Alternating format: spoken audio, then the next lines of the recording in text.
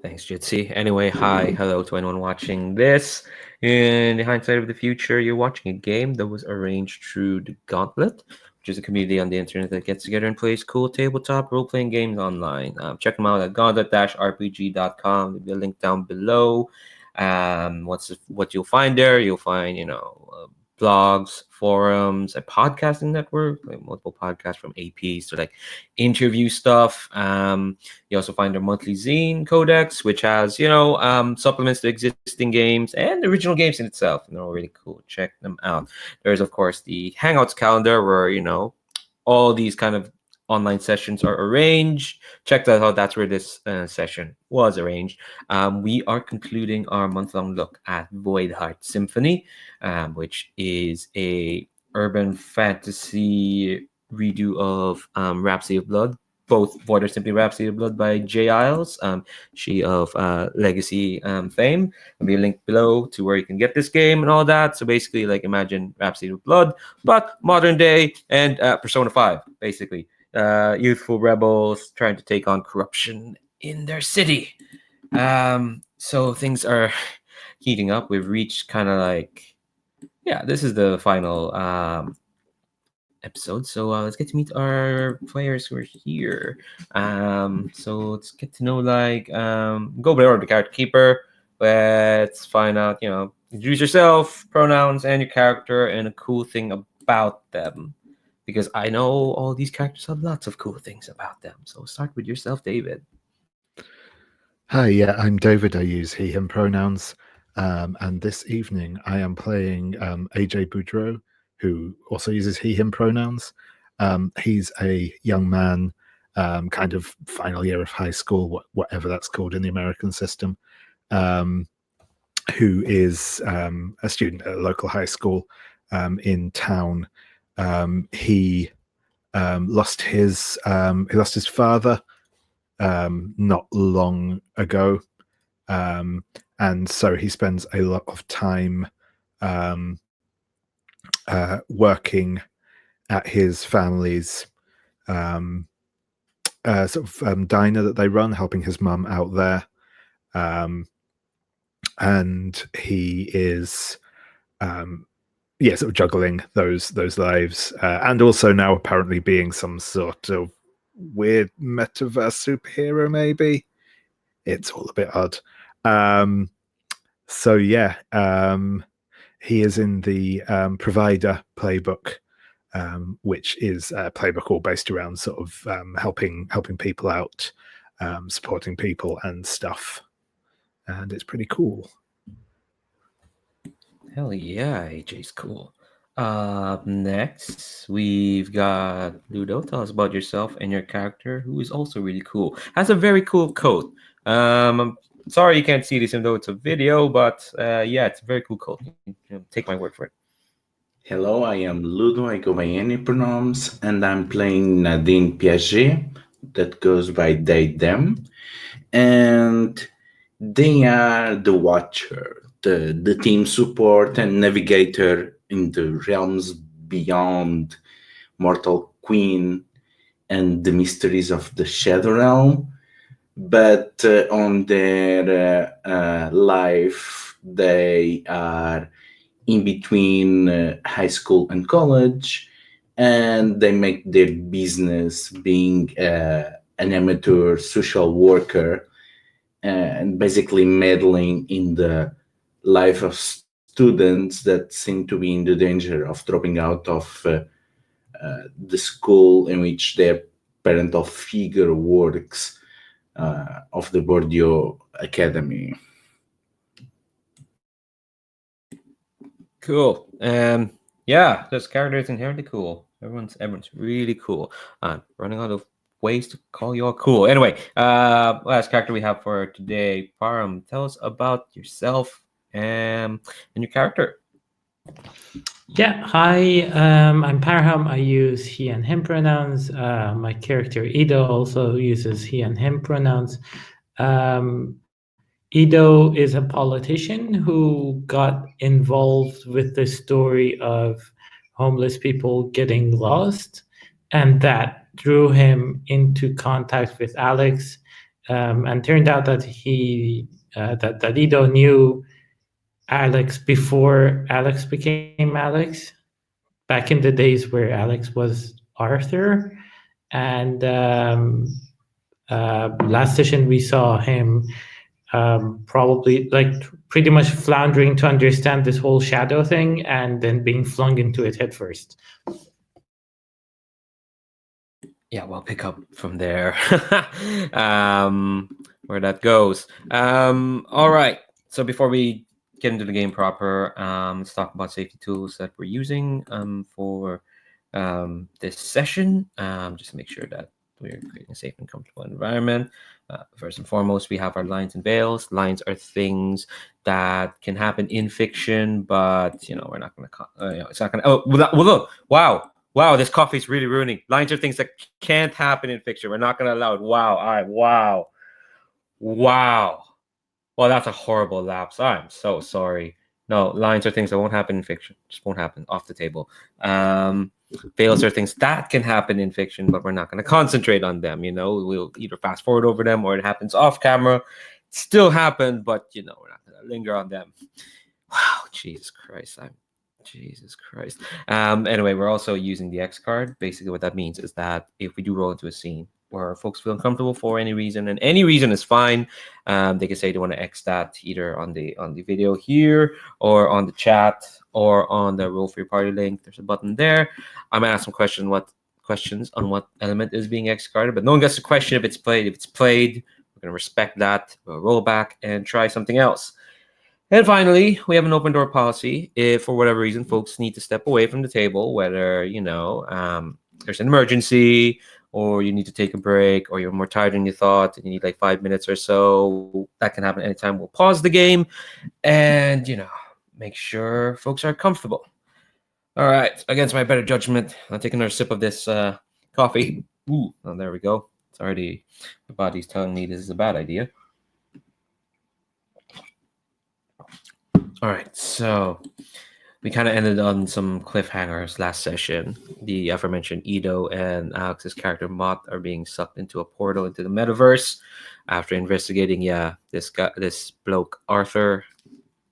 Nadine and Lily, after some talk with Sherry, have found a pinpointed new target in the metaverse, and they've got the shard that'll let them, summon the vassal, so to speak, the vassal of this duplicitous, mysterious, quite condescending doctor, Dr. Boucher.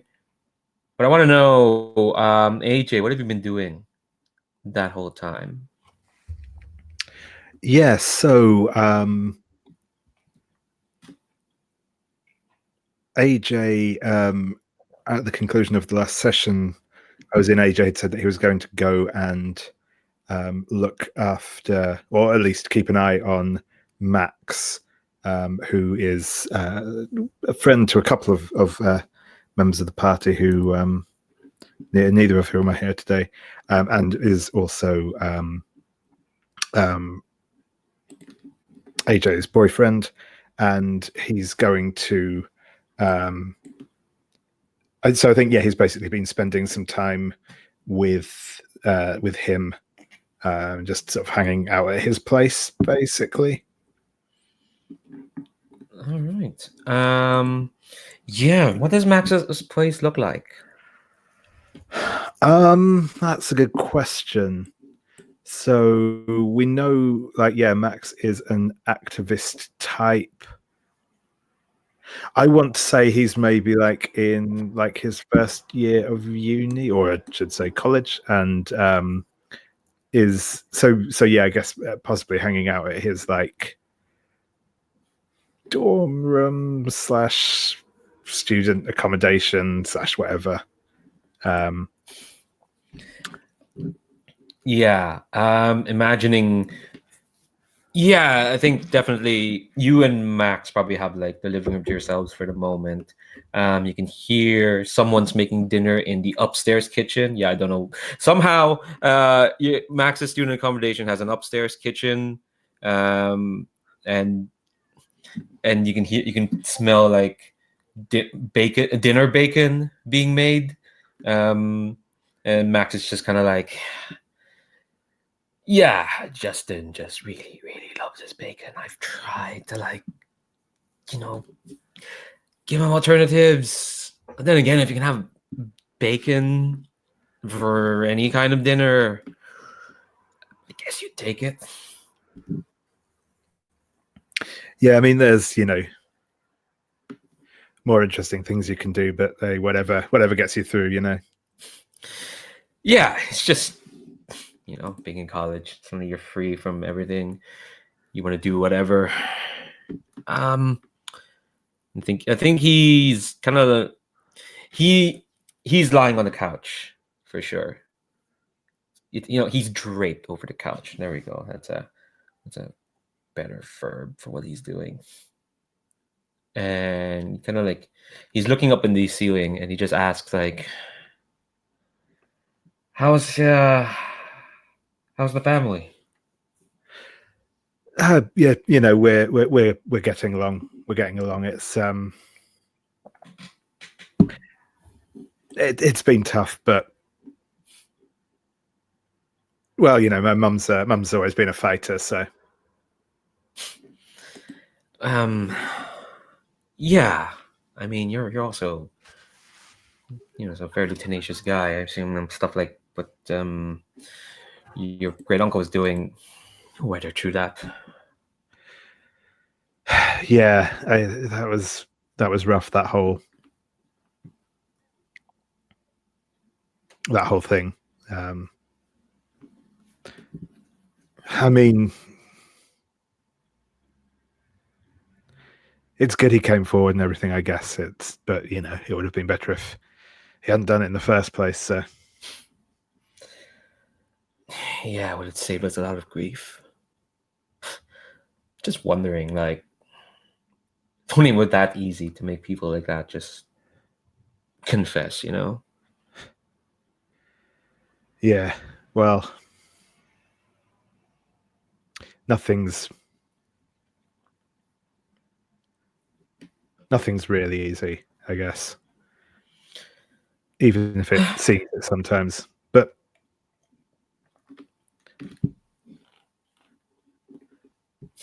although I think then, yeah, I'm going to basically sort of squeeze onto the couch next to him, and sort of say, but I guess some things are easier than others. Wow, this certainly feels really easy. I think he kind of like drapes an arm over you, and here I'm going to trigger your Covenant's hangout move. Certainly. The lovers. Ooh, when you spend time with a lover, when you spend time with a lover, you ask them, what do you most love about me? And when you act in line with the vision of you they see, you roll with fleeting advantage. Nice. So how did this question come up? Yeah, no, so I think I am going to I think I'm going to say, although that said, I mean,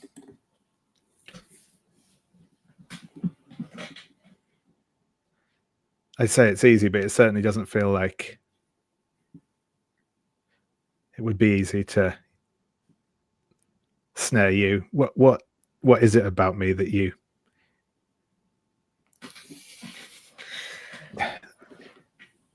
that made you choose me, I guess? I think his arm was kind of over your chest and all of that, kind of tightens into a bit of a defensive hug. Like he kind of holds you close a bit, and he says, well, I mean, well, like I said, AJ, you're tenacious, you're tough, you're a fighter, And I think he kind of like buries his head like on the nape of your like neck for a moment and says, I do a lot of stuff out there that probably puts a lot of target on me, but I don't know. Walk out this door and I feel like anything could happen to me. But when I'm here, you, it feels like whatever happens to me, you probably have something to say about it, or stop anything coming at you. I think his hug kind of like relaxes, and it's like, well, then don't let what I'm saying give you a big head now. Don't, don't start going on about that. I think he just kind of snuggles next to you. That's a yeah. Don't worry. I mean, I won't say I will always be there to protect you, but I can't promise that, but I can at least promise that I'll try.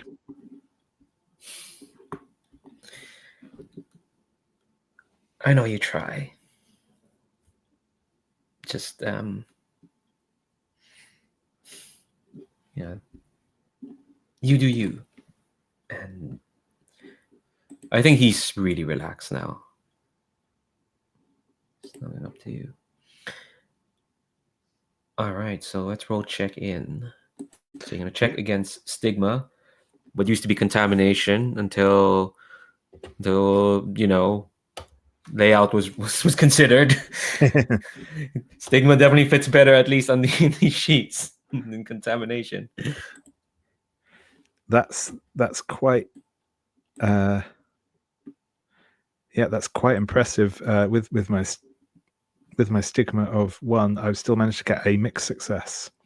Ooh, well, you have resistance against stigma. Oh, does that mean it counts as 1? Yes, it. Well, Yeah. I should have figured out a way to put this in the sheet. But what that means is that basically you check off 1 resistance, so it's good for like when you get 1 dice under. So so Right. that doesn't. I think that refreshes later on.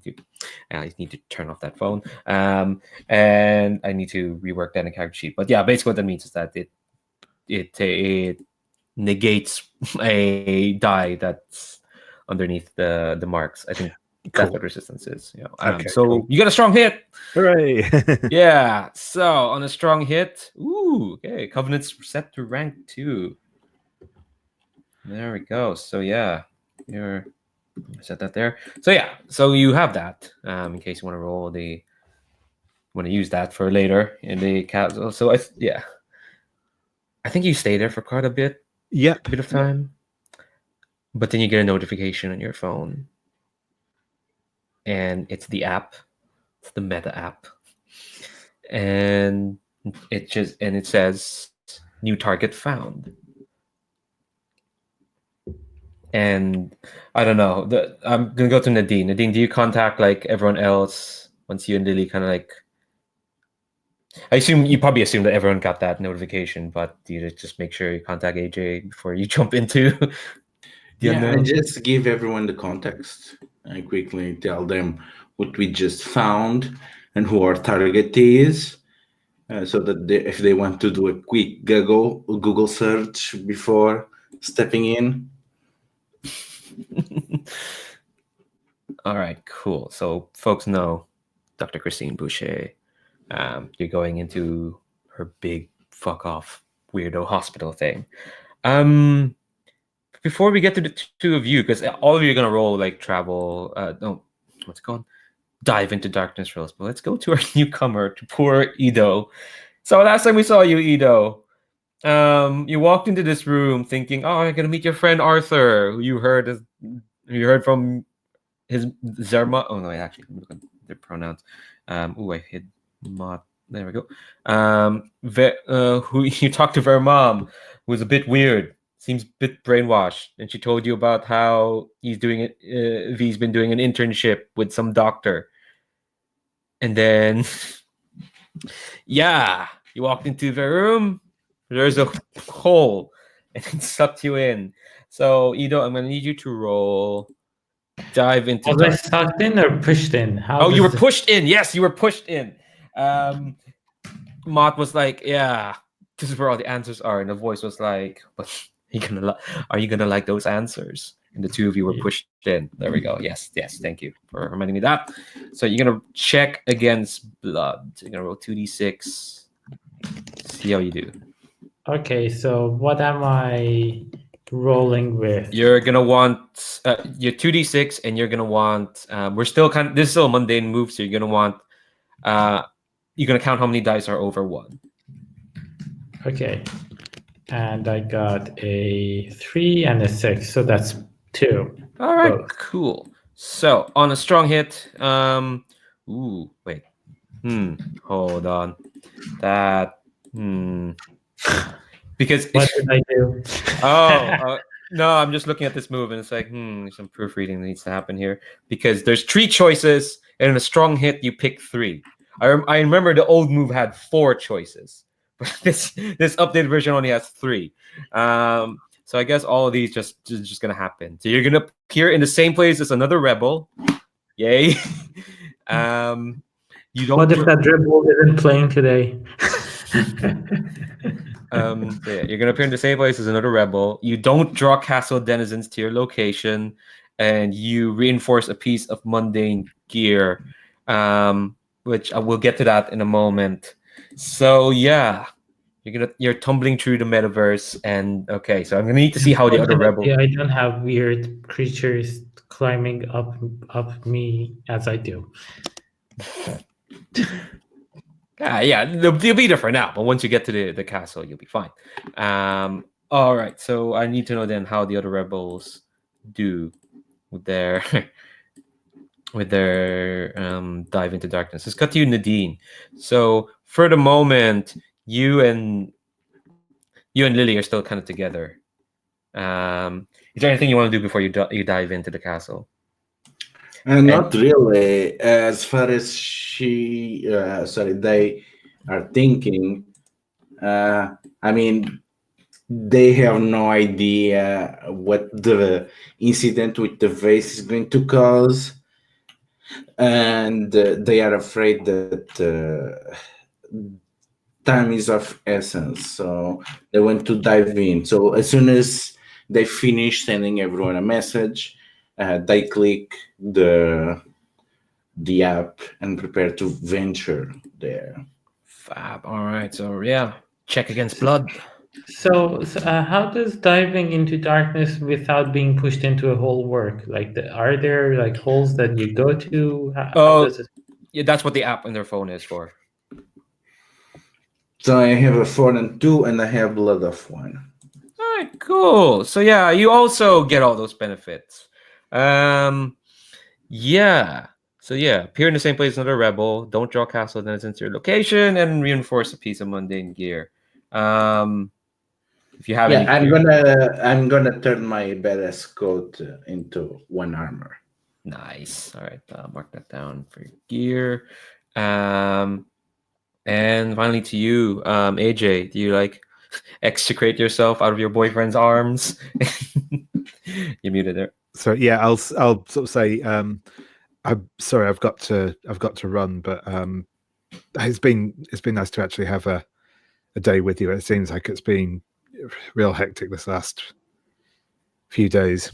So you're saying all that heartfelt stuff, then you hear I'm gonna answer you. Yeah, he's fast asleep. Cool.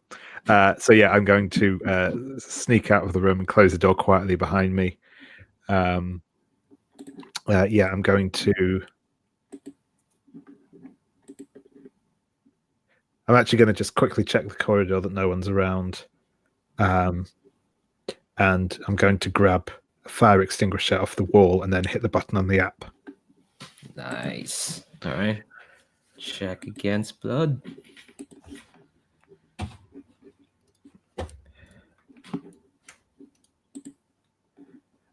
Yes, that's a strong hit as well. I believe I don't think I've got anything marked in blood. Yep.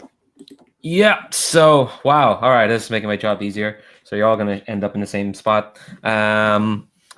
All right. So, well, 2 of you voluntarily go into this, but one of them has been pushed in. So yeah. Okay. I want to ask what for each person, like, what's the sensation of falling into the metaverse? What does that feel like? Just for like a bit of coloring. What does that feel like to each person? Yeah, I think for me it's very new. It feels like I'm falling down, like there is wind rushing past my ears. Looks like I'm going to fall and hit the ground really hard, but I just like stumble on the floor. Like there's no sensation of hitting the floor really. I for me it's just like confusion and what the heck just happened, and like looking around to figure out what I just landed myself into, and trying to figure out what or who pushed me, what's going on. So like lots of confusion. Aw. Yeah. So yeah, I think actually it's a so I think it's a similar sort of feeling for AJ, and it's in the same sense that it's that sense of falling. But I think for him it's more like, I guess, going down a roller coaster where it's like that sensation of falling, but with the knowledge that it's kind of controlled. So it's still got that kind of bottom dropping out of your stomach feeling to it, but sort of more with a sense of exhilaration than disorientation, I guess. Nice. Oh, sorry. Go ahead. No, I was going to say yes. And as AJ appears in the metaverse, I said he's a young black kid who's dressed like in just fairly normal street clothes, but is like garlanded in floral wreaths all over him, and is carrying a long, spiky wooden quarterstaff in one hand and a fire extinguisher in the other. Nice. So Nadine, they feel like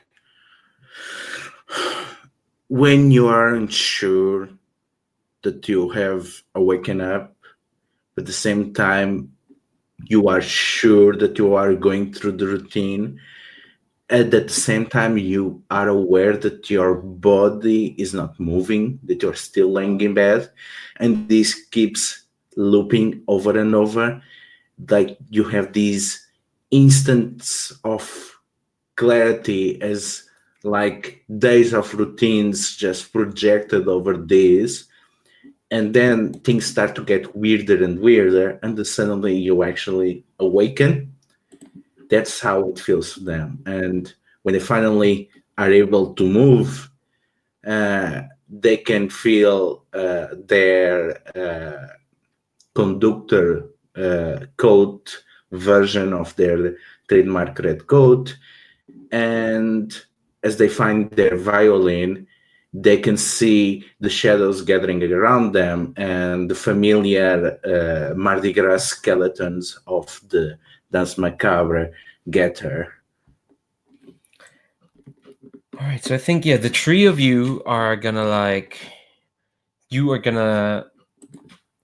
when you all kind of like get your bearings, you see that, but at least for Nadine and for AJ, you find yourself in kind of familiar spot. You were at the entrance of this hospital complex, this big, white, weird, stacked sort of 3-story building with like just a neon sign just saying hospital.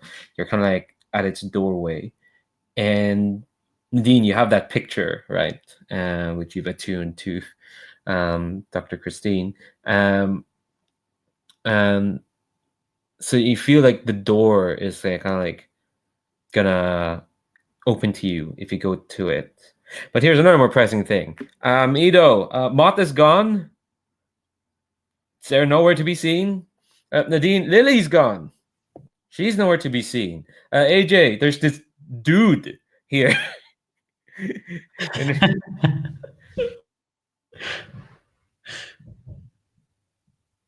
Nice, I like this.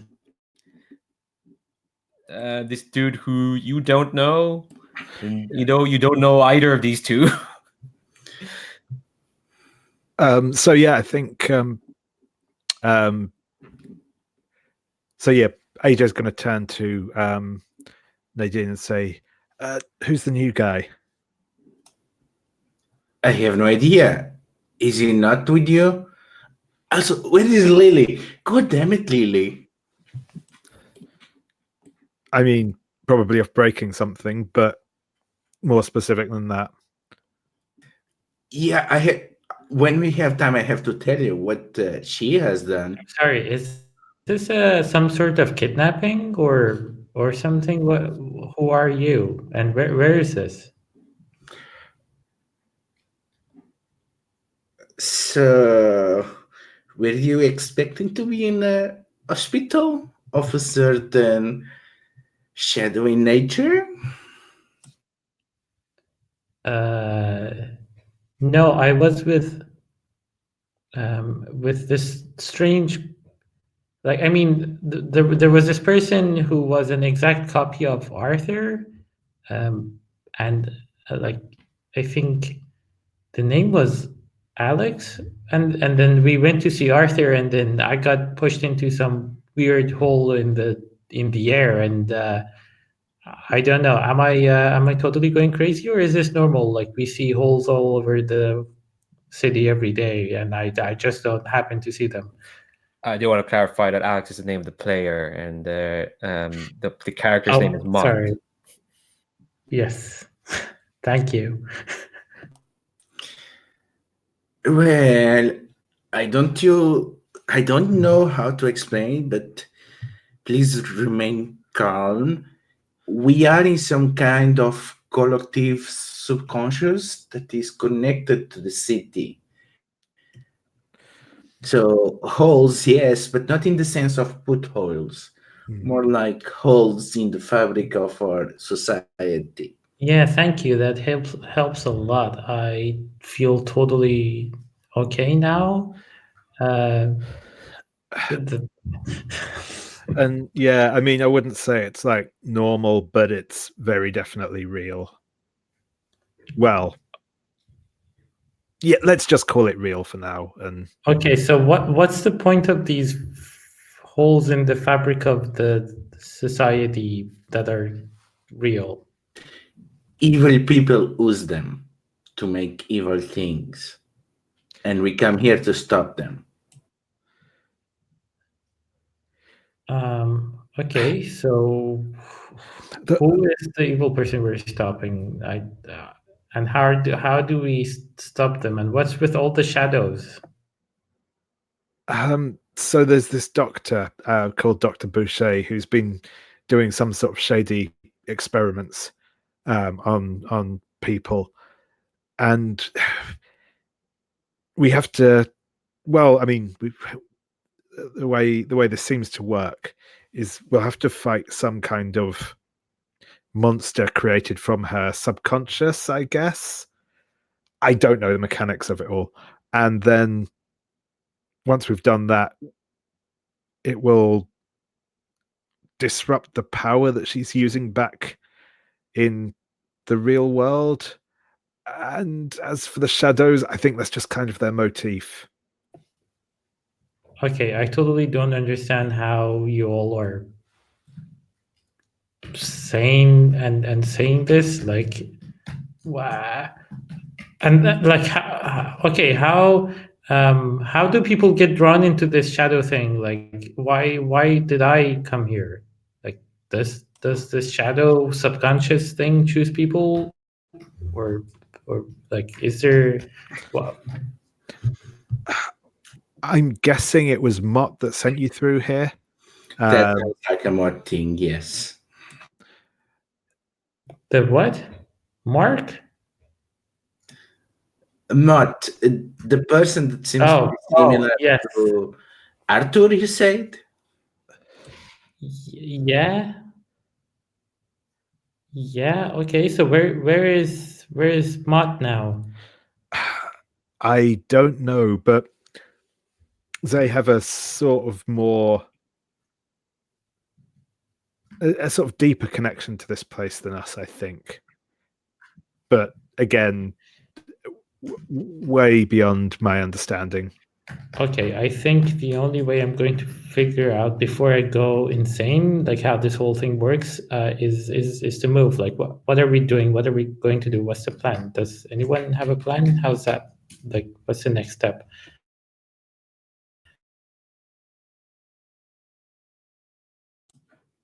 Well, I think the very next step should be to move through the castle, because we need to stop the doctor, and we cannot do that if we stay here. Move to the castle. What castle? Where's the castle? In Well- response to that, the doors to the hospital kind of like open in a very uncharacteristic creak.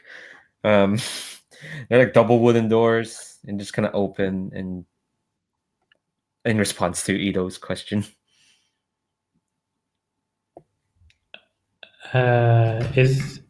Did you all see someone there opening the door, or does this shadow thing like automatically open doors? How?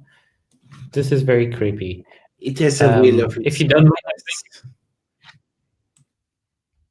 own. okay, I'm going to just stick very close to you two before I go completely insane. Yeah, no worries. Oh, name's AJ, by the way. What do you go by? I'm Ido. Yeah, nice to meet you. Ido, my name is Nadine. Oh, nice to meet you too, Nadine. I hope we were meeting in better terms. It's been a long time that I've not actually felt so out of my depth before. And in politics, you're not supposed to show this stuff. So good to see you both. All right, so I think since we're here, we're out of time. Let's take like 7 minutes, 7 minute break. Let's come back at past. Yes, Trace resets when leaving the castle. And yeah, we'll cut back to you all entering the spooky, scary hospital. No, that's not what it's called. Anyway, BRB. See you all in 7 minutes.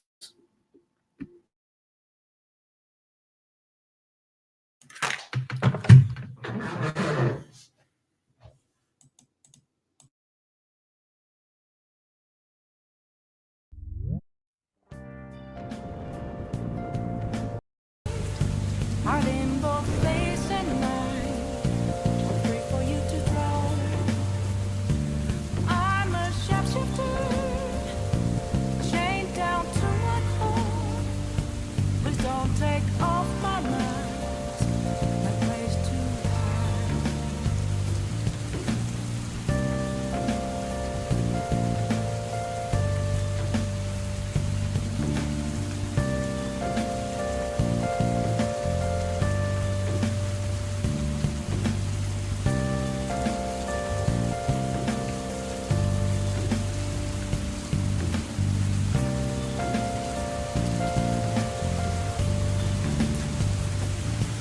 I can't tell you how to see me. Just a cage of bones. There's nothing inside.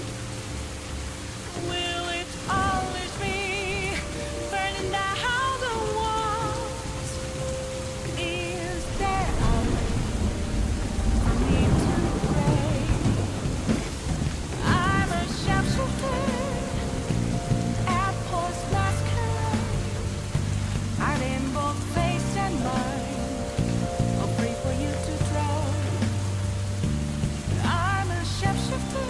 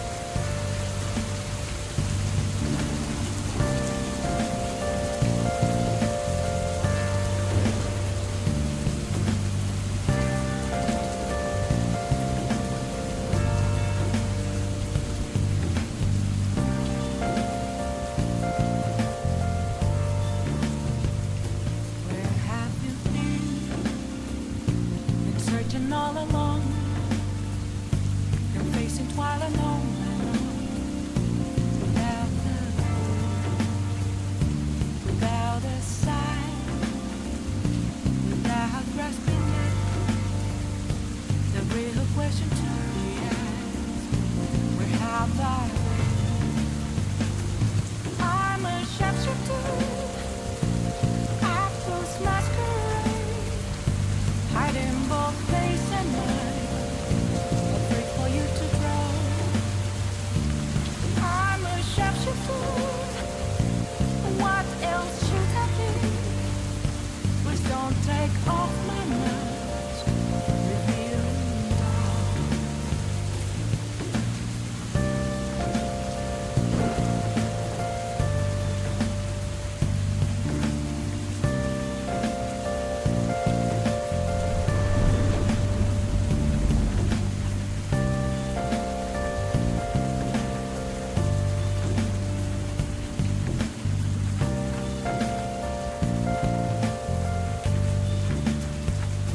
Moments of calm, nothing left to be found.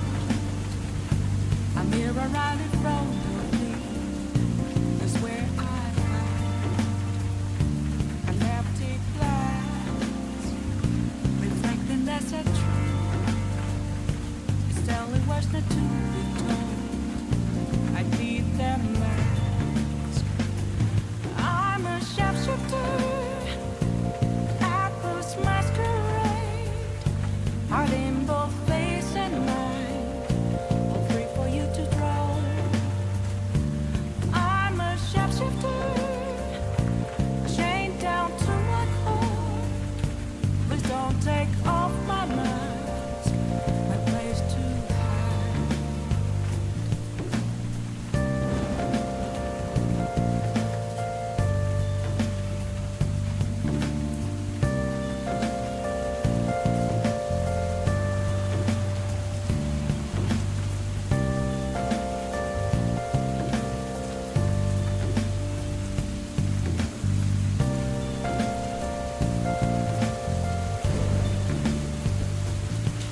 I can't tell you how to see me. Just a cage of bones. There's nothing inside. Will it always be burning down the walls? Is that Yeah, as much as I would like to just listen to that, we've got a game to play. All right, so I just want to check in. How are folks doing? Folks okay? Yeah, good. Thank you. Cool. Let me just close my 5 million tabs. Oh, why did I open that? No, stay away. All right. So you go through the three of you go through like this doorway into this hospital, and I think you probably, I don't know. I think it's a normal hospital reception.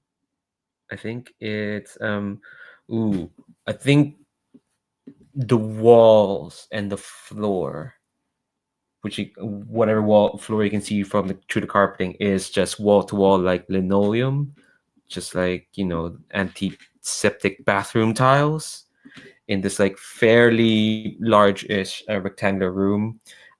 There is a receptionist. There's some couches.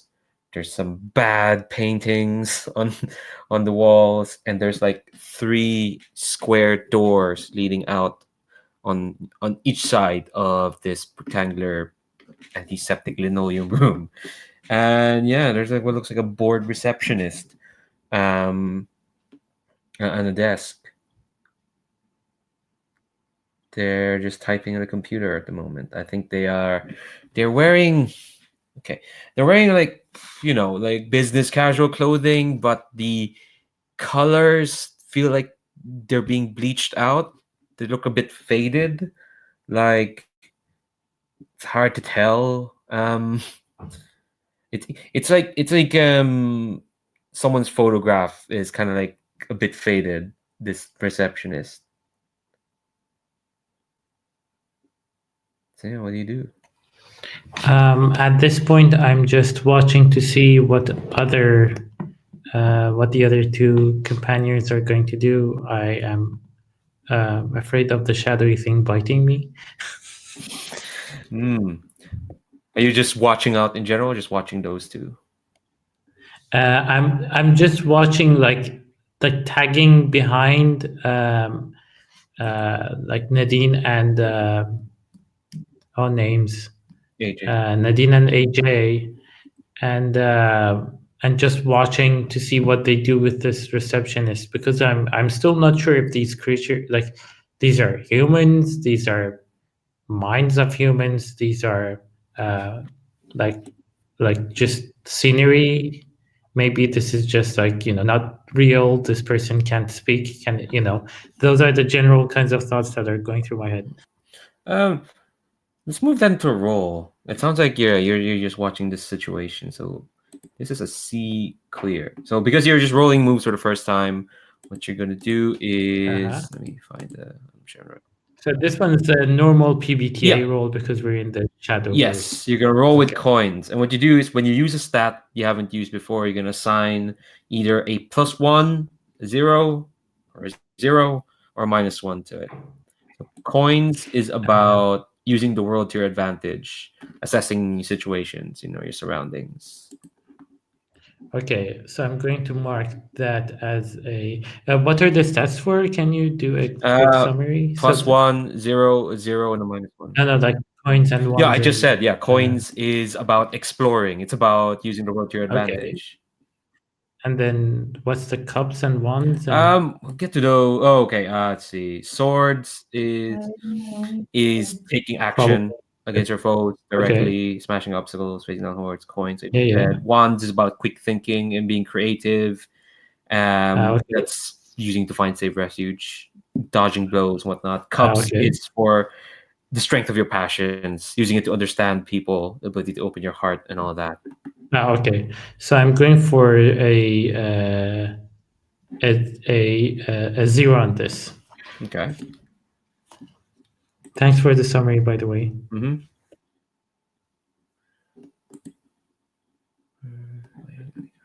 So 2d6 + 0. Okay, so I got an 11 + 0. Okay, so on a 10 plus, you're gonna ask 3 questions. Ask 3 out of these 4 questions. So the 4 questions are: which exit takes me to my goal? What here is valuable? What can the enemies here do? And what should I be on the lookout for? Okay, I'm going to go for the last one. What should I be on the lookout for? Okay. I think. Oh yeah, because you haven't used this stat before, you're gonna mark static. So I'm just gonna mark that for you. You're 1 out of 5 right now. Yeah. So what should you be on the lookout for? So that receptionist. You're not wrong in the sense that it's there's something to look out for. I think as you kind of like move in, they're typing at something at this computer thing, but you can see like their hand movements, animated or whatnot, but the rest of them isn't. Like the rest of their bodies, like as still as like a painting or something like that, or a picture, but their hand is kind of moving as if like, hey, just being a normal person. And give me a second, I'm gonna turn off that phone. Hold on. Yeah, you're looking forward to it. I know, I get you. Okay, all right, sorry about that.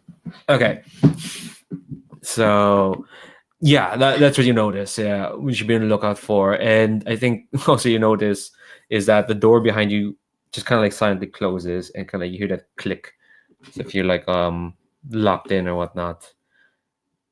So the main thing you should look out for is definitely the receptionist, the most obvious thing in this room. And what can the enemies here do? What can the enemies here do? Oh, okay. Did I get that question right? Yeah, no, that's the right question. What can the enemies here do? Do you notice those paintings that I mentioned? Yeah. You look around. You look around and you see that. When you look away, you look at a painting, and there's one of, I think, an apple stand and a very friendly like apple vendor holding an apple. It's nice and juicy. You look away and you look back, and they're not holding the apple anymore. They've set it down. Then you kind of like look away and you come back and you see that they picked up another apple on their other hand. That's kind of the Oh, same tenor for all these paintings. There's one of like a sailor just sitting on sitting on the mast, just sitting. And then when you look away and look back, you see that they're on the they're like motioning to stand up. ah, And I think what you notice is that these paintings, they're kind of like there's things lurking in the paintings. okay. And what can get me to my goal? That doesn't make sense. What was the third one? Well, okay, what next takes me? What here is valuable? I think that okay. Let's try. What here is valuable? What here is valuable besides the exits because they'll take you away from here. Um, and your two compadres who are way more used to this than you are. What here is valuable? I think probably that computer because there could be information there. I think that's kind of that's what clicks in your head. It's like, ooh, Okay. must be something there. Ooh, a computer in the Shadowverse. Um, okay. Okay. Okay. I'm going to. Okay, this is me saying this in character. Um, uh, sorry, I think the paintings are alive or something is changing in them, and that receptionist looks like only the hands are moving. Maybe the rest of her is like a painting or a statue. Is this normal? Are we going to be attacked by these painting things? So you're saying that she is not human?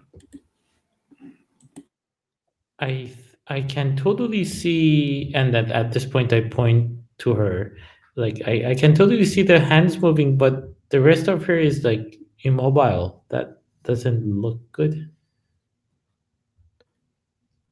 As long as we don't interfere with this place, it usually lets us go alone until it notices the intruders.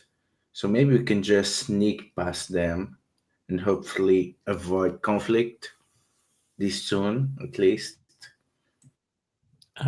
Do you think the receptionist will help us like get around the place? Because like the receptionist has been here for a while. Should I go talk to her? If she's not human, I don't know how, but sure, go ahead. Okay. I'm going to pick my first shadowy movie thing. Oh, you don't do that until you reach 5 static. You don't Okay. you don't So unlock your I'm shadow self until you've reached 5 oh, static and you got one okay. in rank in shadow. Okay, I'm gonna try. And I was going to do voice of command, but that's not gonna work. So I'm gonna just be me. uh, so I go up to the receptionist and wave to see if I can catch her attention. Is that a she or am I assuming? Yeah, I think it's a she. She's wearing a cap. There's like she's wearing a cap. Her hair's bound up in a bit of a bun. Yeah, again, clothes are business casual, but a bit faded. Like all of her is kind of faded. They're just Yeah. typing and typing, and then they kind of like as they're still kind of typing, her head kind of like looks to you and says, "Hello, welcome to the welcome to Dr. Boucher's Institute. Do you have an appointment?" I uh hey guys, did we get an appointment or I think she should be expecting us, right? Yes, yes. Yeah, I think we have an appointment. Can I get your name? Uh All of you? And her head kind of inclines to the other two. Who one of them is a dance macabre figure, another is garlanded in flowers.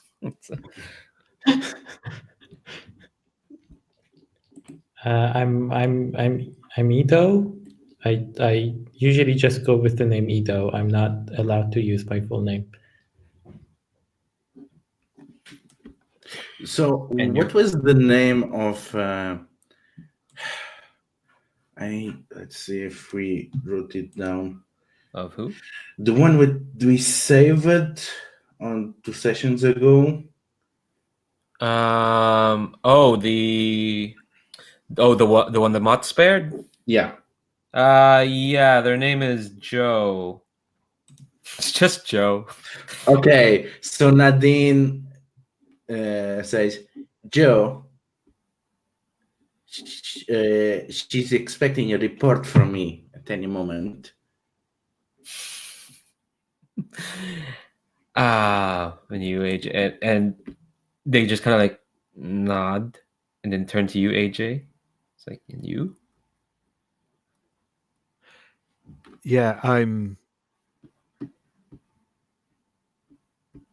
And I think he's going to give an obvious fake name. I was trying to think of an obvious fake name, but blanked.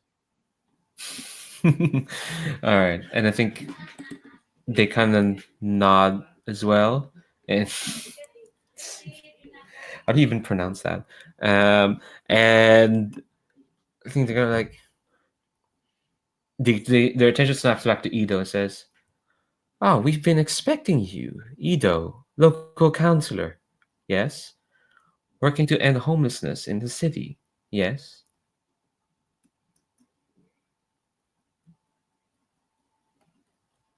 That was directed to you, Ido. Oh, sorry, was I muted? Yes, I was. Yeah. Okay. Yes, that's me. And I seem visibly afraid of the complications of this. Like, there is probably like this, like, where my color goes white momentarily. Like, what did I land myself into?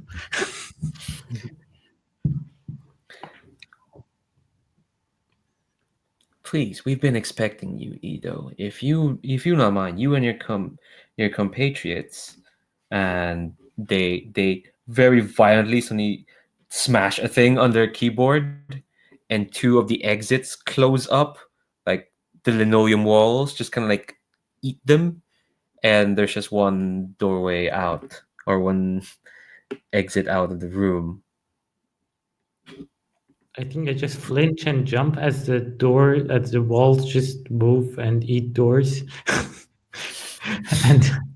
and I go like, please go ahead, everyone, please.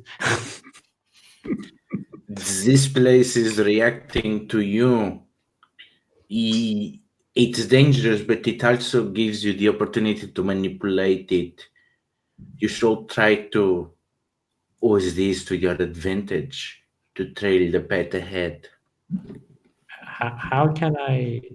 Like, is this going okay? If it's going to be as easy as talking to pretty receptionists, I think I can pull this out. Like, okay, let me see how this goes.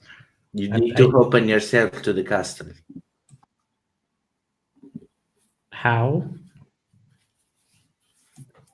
Look inside and let it in. Okay, I'll keep that in mind as we go through. I don't feel anything right now, and like I think there is a bit of a tingling. I don't know if that's fear or me freaking out or something is happening. It has a way of getting inside you, I guess, the power that makes up this place. Like so, I don't know what it is that it is, but this place has a power, and yeah, you can kind of draw on it somehow. Okay. Okay. So emboldened by the fact that this place is responding, I take the lead and continue through the door. All right, so here's another move.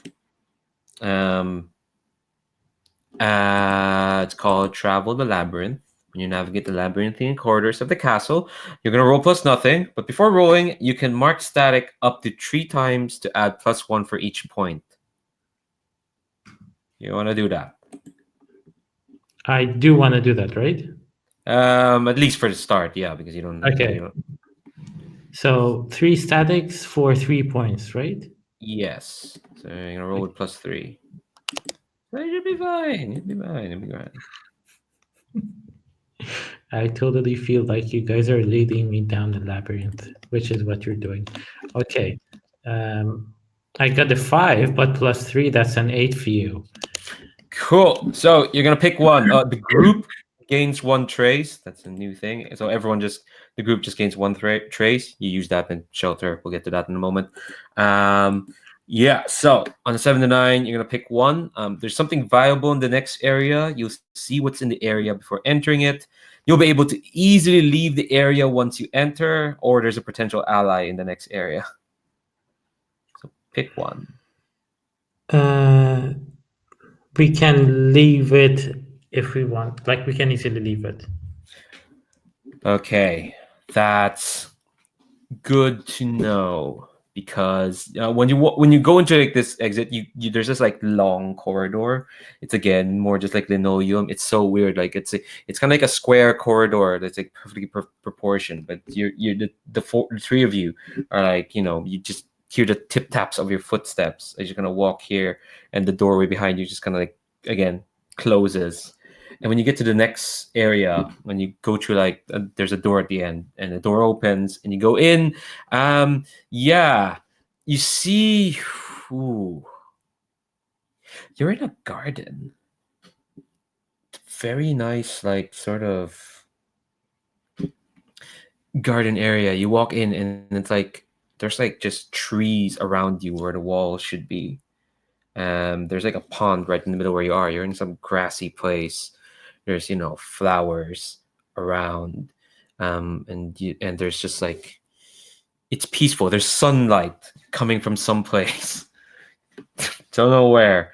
You can't see the ceiling. All you can see is like just blue, and it's bucolic. And you see just people wandering around, people in like patient gowns, kind of just like padding along, and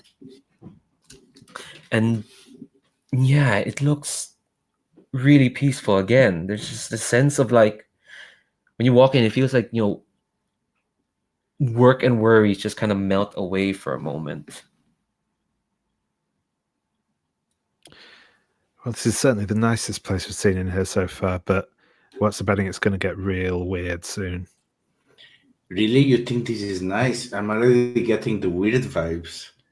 This place is too quiet. These patients are too placid.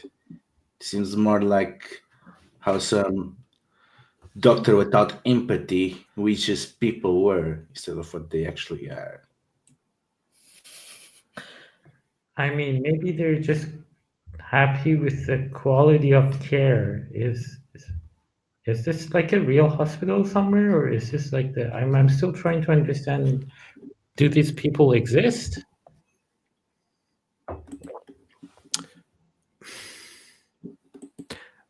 Maybe, but probably not. Like, we have definitely met people here who were like impressions of real people, but also some stuff just seems to be like, I guess, part of the whole thing, part of the whole world that we're in. So to defeat this doctor, we have to like go through this whole place to the center, like or to some room or something, or Yeah, something like that. I think we need to find out what's linking her to this place, I think. okay. So we don't. So this whole feeling that I'm having about just wanting to sit around here, it's not normal. No, it's this place influencing you. You must resist it. Okay, so okay, I think it's just safer to just pass through then before it gets too strong.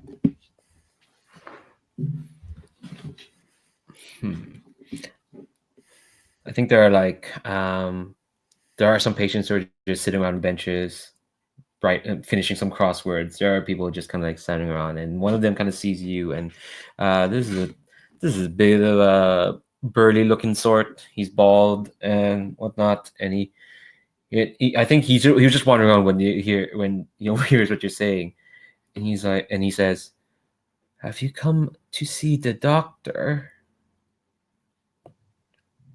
Oh, yes. Hi. Yes. But which direction should we go? We're kind of lost. He smiles, and he says, "Well, don't you see? You've come to her place. You've come to the place the place she's offered you. You must know where she is. You must know since you're here."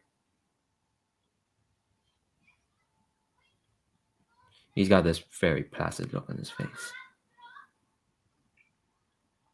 Um, do you guys know what he is talking about?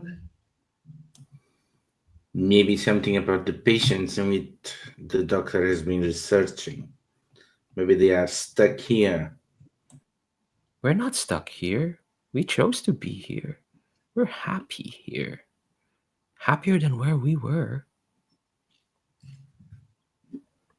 So why are you here? Just being happy and sitting around? Is that what you're doing? It's better than where we were. It's better than where we were. It's better.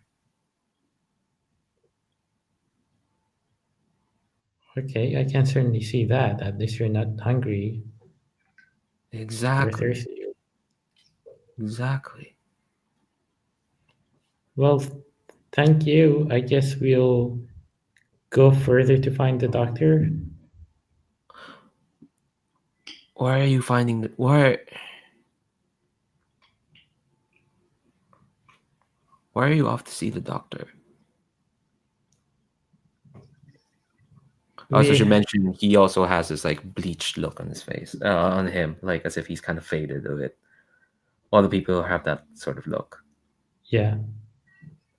We have we have Joe here who needs to meet her and give her a report, and she is expecting me, so I'm trying to see what she has to say, and uh, like this other friend of ours is here to also see what he can learn from the doctor. Joe, and he looks at you, Nadine. Joe left. Joe, done with us. Joe is gone. Are you come back? Are you Joe? And he's peering at you, so like, That's up to the doctor to decide. But first, I need to give her my report. I think two patients in the background stand up, and this patient continues. You can give the report here. The doctor will hear it. Doctor knows what's happening around here.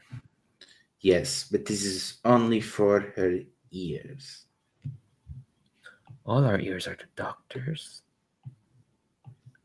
You should Yes, know but that, not your Joe. brains. But not your brains. But you should know that, Joe. And I think again he leans forward, and you see like the other two patients, who are quite indistinct from afar. But as they get closer, you see that they actually are just indistinct.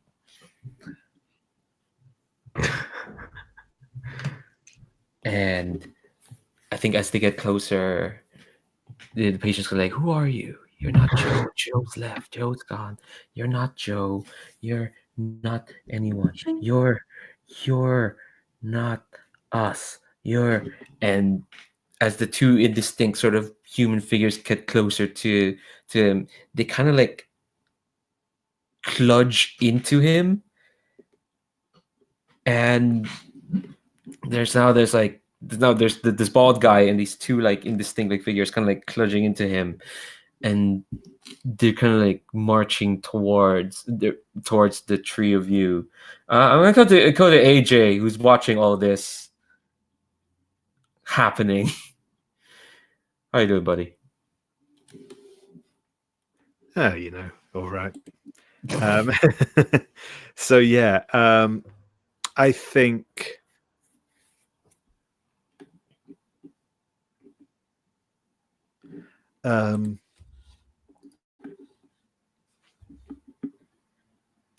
AJ's just going to take a sort of step forwards, just in front of the other two, and ready his staff and say, "Look, we don't want any trouble, but we're going to go through and we're going to speak to the doctor.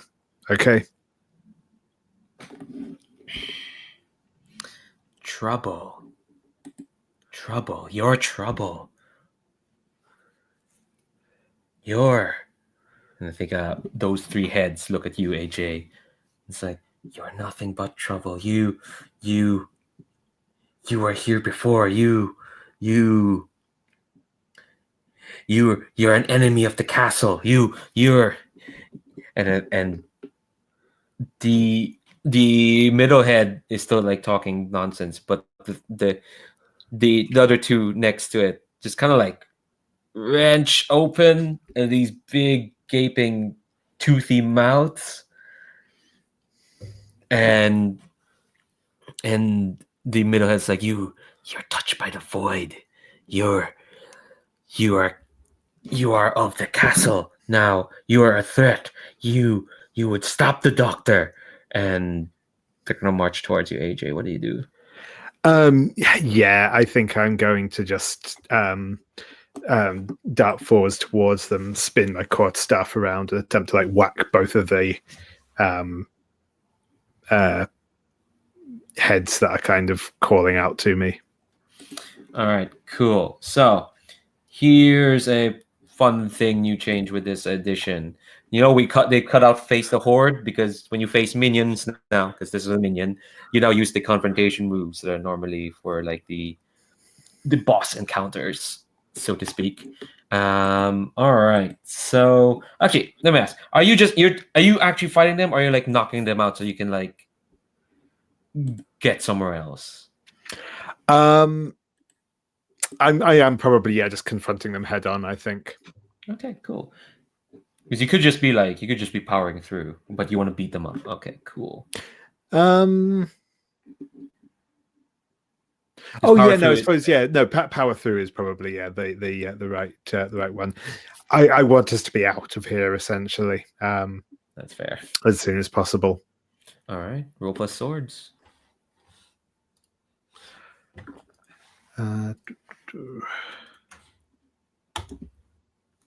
That's an 8. Cool. On a hit, you're gonna pick one. Destroy an obstruction or piece of scenery, knock back and scatter a group of minions, or give another rebel a clear path out of danger. And on a 7 to 9, your action's gonna get a cost. I'll decide that once I figure out what you're picking. I'm going to go for knock back and scatter a group of minions. That seems the most useful one here. All right. So what does that look like? So I think it is pretty much what I just sort of described. I think he kind of comes in and kind of lashes out, sort of doing that kind of using both hands to alternate blows with either end of the spiky cord stuff that he holds to drive the strange glued together patient indistinct blobby things back. And I think he's going to kind of travel back with like take a couple of steps forwards as well and sort of push them back away from the others. Yeah, I think what you do as well is like there was like 3 more who kind of like stop standing around, and you push them towards the other 3, and they all clutch into each other, but they weren't expecting it, so they're a bit of a mess. They're a bit of a pile, and I think you knock them back. But I think they mentioned the void, which suddenly you feel like this tingling at the back of your head. So you're gonna mark static for me. Sure thing. As kind of like mentioned that, you you've taken some power of the castle, and you last time you faced the vassal. All right, so yeah, you've got a moment. Cut to you, Nadine. What do you do? So they are clearing away, right? Yeah, you've got to, yeah, they've been knocked back.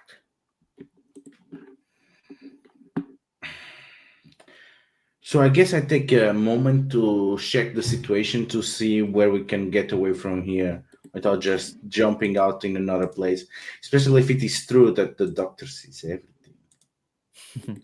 I will say that yeah, the path out of here is easy enough to see because one of the things that Ido picked is you'll be able to easily leave the area once you enter, and what you see is that there is a pathway in the garden. There's like a small there's like a small like little gate in between these two trees. It's to y'all's right. It's right to the pond. The minions have been knocked to your left, so there is a way to get out easily enough. So we all can leave. Yes, that's a nice thing that Ido picked. Okay, so and that is the case. Then I think Nadine is going to turn around. Let's go! Let's go! Let's go! Before they regroup, and then they are going to try to navigate through this garden path to see if they can lose the patients because they for sure are going to pursue us. Cool. Is this like a find shelter sort of move? I don't think we are that bad to need a shelter, so probably Okay. just traveling the labyrinth. Okay, cool. Yeah. So roll plus nothing, and So how yeah. does traveling the labyrinth work? Do we all alternate between rolling the dice, or It all depends on the fiction. Like if the dean's leading it, then yeah, okay. they're the one who's gonna roll. Okay, makes sense. Oh, yeah. So Yeah, I'm gonna invest 3 static because what the hell? Let's go all in. sure.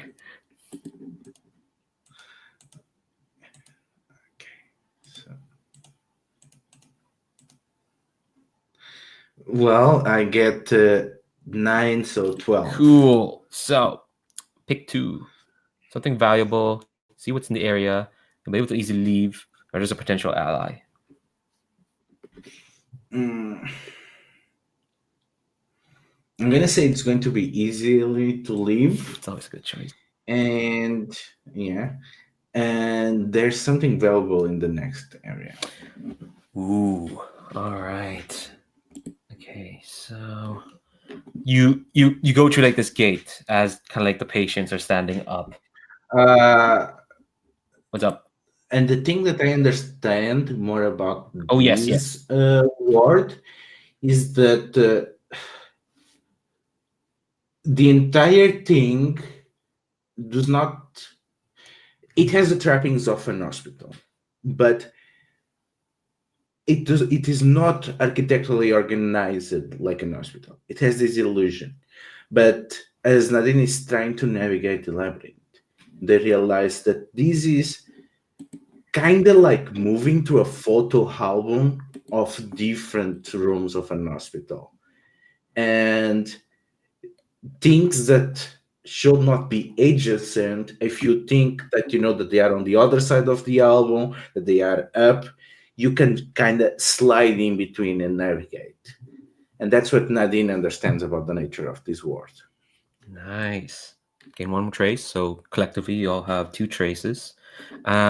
Yeah. Speaking of photo albums, yeah, you get that feeling of like as you run through this garden path, like there's like different like filters that you're going through, and when you run out of like this foresty path, suddenly you're in like you're in like an office space, but like this office space feels like it's been expanded out. Like office, it's a usual, it should be different, but like it feels like it's a bit larger. It feels like an office that looks like the size of like a basketball court, and the entire 2 walls are covered in photographs, and this place is just like a mess of like books and papers and desks just higgledy-piggledy around.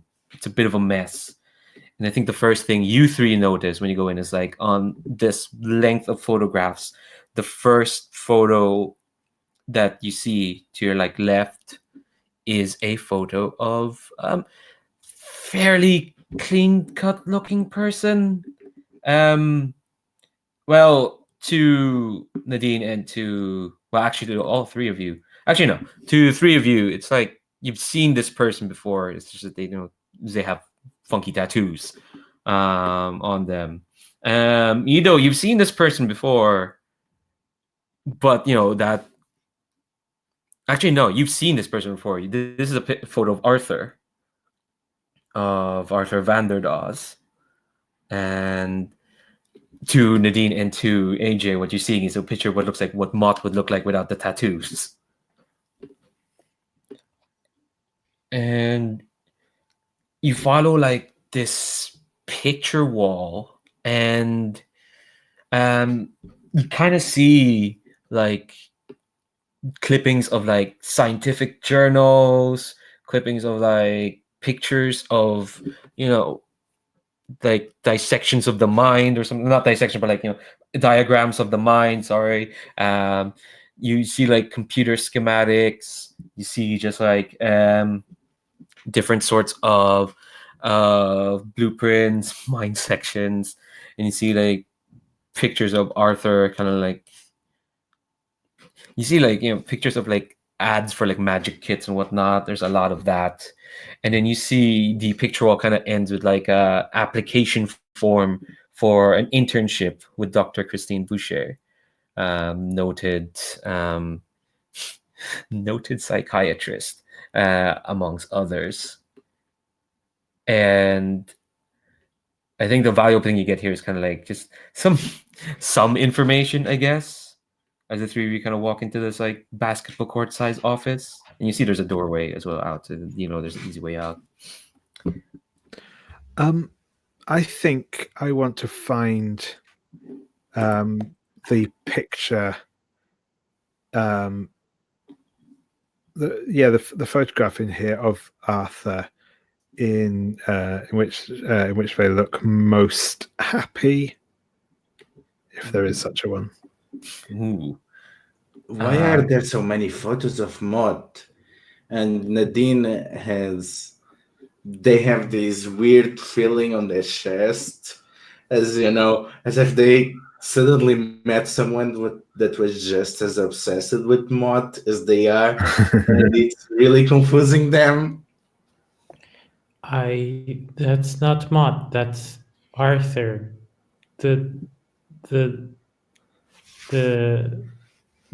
person that I knew. And I think from this, wait, is this like place made up from the mind of this doctor that you're talking about? Because I think, like, look, there is this form here, and it looks like Arthur at some point, like based on because when we went to meet Arthur, their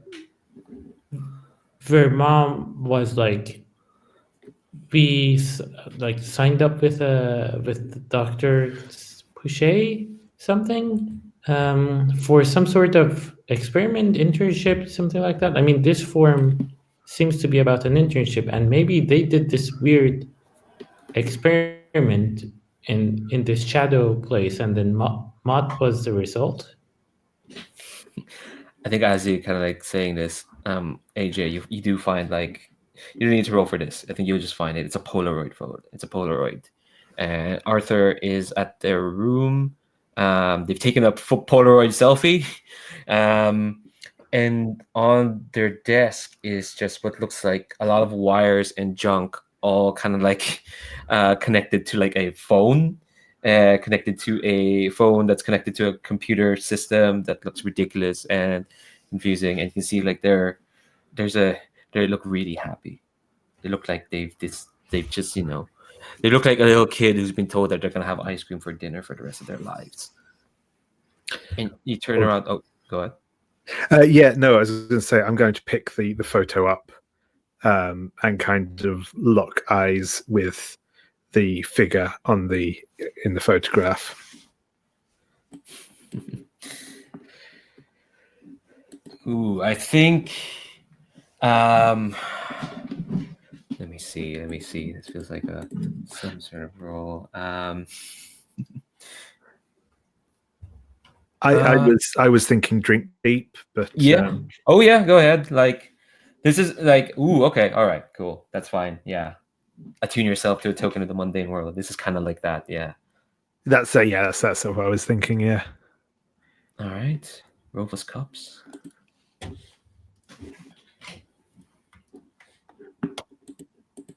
Well, I rolled a 12, and I'm adding numbers to that. So You're all rolling yeah, terribly well today. this makes a first for this game. The so yeah. On a hit, attune to the token and ask a question. Yeah. There's no benefits for rolling a 10 plus. It's just on a hit. No. Oh, the first two I'm really torn between. I think I'm going to ask, what is the vessel doing right now?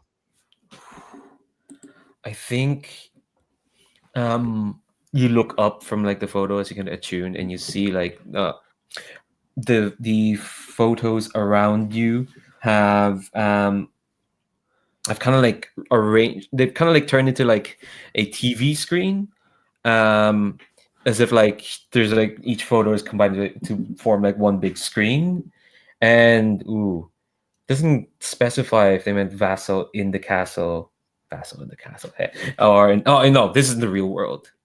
Here's what you see. You see the exterior of a travel lodge, and the doors of the travel lodge open, and you see police leading, dragging someone who's like handcuffed behind their back and saying a lot of expletives right now. And it's Lily being dragged out of the car, and from behind her out emerges this doctor who I've described as kind of like small and porcelain looking, holding an ice bag to their head and saying just like, you try to help these people, but sometimes they just throw vase at you, and you just have to. I know you're doing your jobs, officers, but she can't help herself. Be gentle, please. And Lily says more horrible stuff at her as she's stuffed away at this patrol car. Excellent. I also get to ask, because of my heart-to-heart move, who does the vessel most cherish? Ooh. Oh, yeah. All right. Who does this doctor cherish? God, that's a question and a half. Oh, here's how you find out the answer. The screen stops, and again the photographs just turn to photographs again, and your eyes kind of light up on two photographs. One is like a replica of the one that Nadine got, which is her and Richard Boulay on that dig.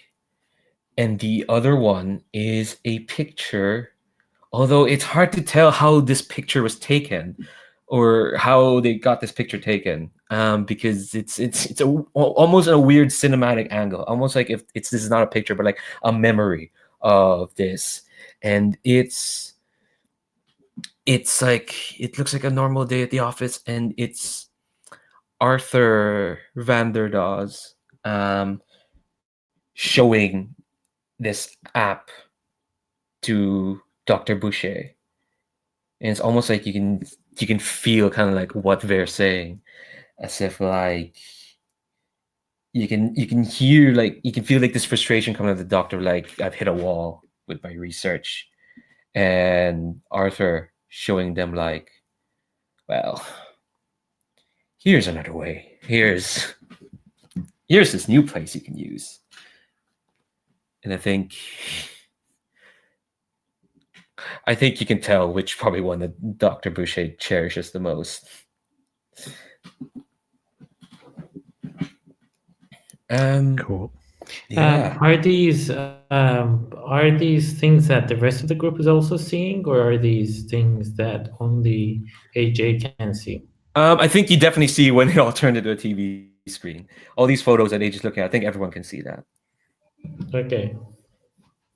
So Nadine, you saw Lily being taken away. You have no idea how like she's there, um, not here when she's meant to be, but that's Lily being taken away.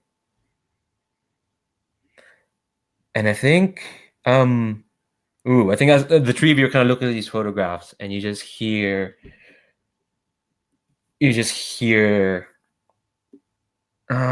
your voice behind you, and it's kind of like.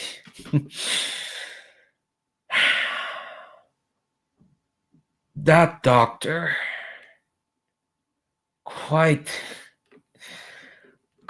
needy, but really quite useful. And when you look around, you see like there's someone kind of like sitting on the desk, and you've seen this person before, AJ. It's like we describe Mott in the metaverse as having like these shifting red tattoos and a normal like magician's outfit. This person is reverse in that their outfit is dark red magician's outfit, a top hat, and their face is just like this horrible kaleidoscope of colors that just like refuses to like fit. So it's shades of lavender and green and pink and whatnot. And they're like, that Dr. Boucher never ceases to like amuse me when folks really want something. The lengths they'll go through to get that. So let me guess. You gave them this Arthur Beck. Did they lost them somehow? Or some nonsense like that? Sorry, Is say that that again. where The internet Mod? broke off. Did you give them this Arthur Beck? Is that why you wear that face and why Mott wears that face? There's some changeling back in the new human world. Is that it? I've only wear that lofty. No. Arthur Vander does. Arthur does not in the end. V is just another silly human. The difference is that unlike you three stumbling into this place as if like it's just another scary place for the three of you. Now Arthur went in here and thought they were the master of this place. They thought they could master this castle, this world, and they paid the price for it. And what was left? What did they leave behind? Refuse.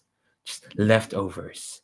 Me and this thing that calls itself Mott. That's just what we are. Leftovers. And since then, I've been trying to make the most of it. What's your name then? Sorry, I didn't ask last time we met. I don't know. Names seem so pointless. I don't know. Why don't you give me a name? You seem like an imaginative sort.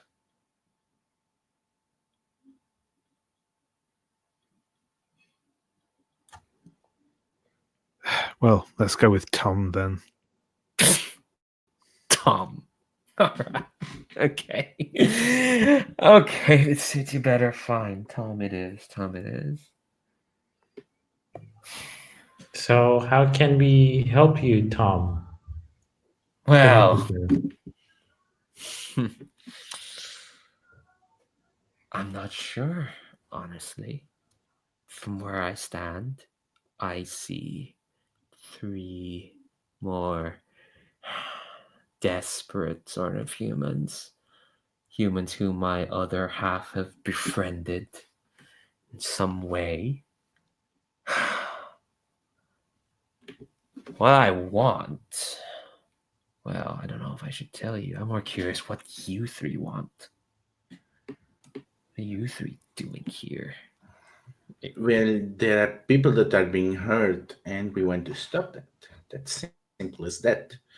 And as far as I'm concerned, you are one of those people. You say you are living your life to the most, but it seems you are doing the best you can on your own. But that's not living, that's surviving.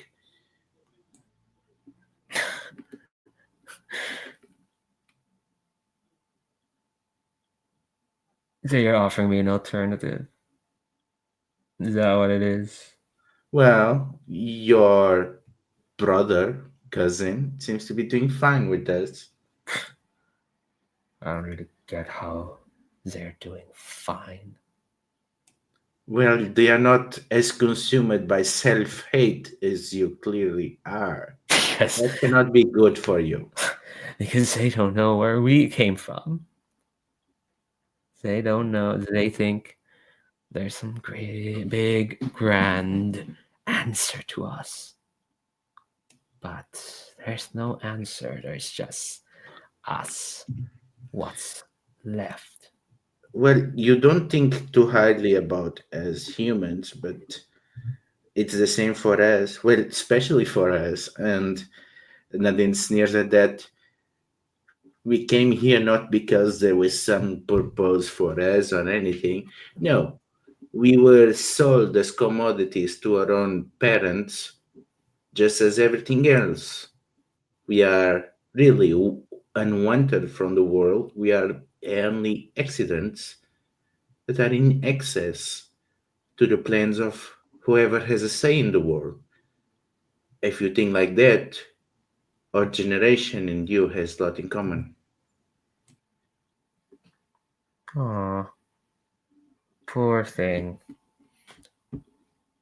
And I think they kind of stand up from like their desk and they're like,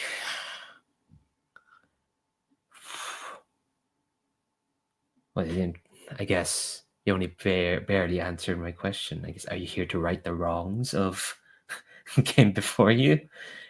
You think you can change the world just like that? I don't know about changing the world, but I know that we can help one people, two persons, three. We are here in front of you. I think we can help you. I don't care about if we can change the world or not, but there is a cup full of water in front of us, so we may as well share it. Mm, hold on. Let me look at my stats here. So I do have stats for this bloke. Um, so tell me, what are you trying to do, Nadine? Like, what's the play here? Well, I'm trying basically to get them to become sympathetic to us. So, that they maybe also, to make at least them to stop hating themselves because really this is not productive to anyone. And even if they don't help us, at least that, their outlook improves a bit. So, top case scenario, they help us. But the most reasonable goal is just stop hating yourself like this. Then you may realize what you really want and what is your purpose, not because it was given by you, but it's what you want to do. Okay, this sounds like. Ooh, I want to see if we can play this confrontation as non-violently as possible. This sounds like lining up. When you size it and to locate a weak spot, which is their self-hatred. Roll plus coins. 5. And what is my coins? My coins are bad. So Oh 5. boy! Okay, so we've reached another hour. Let's take a 5-minute break, and then we'll see how this sets off. Reminder: this you can easily leave this place. just just wanna leave, but Just go. yeah. All right, let's take 5, and yeah, maybe. Okay.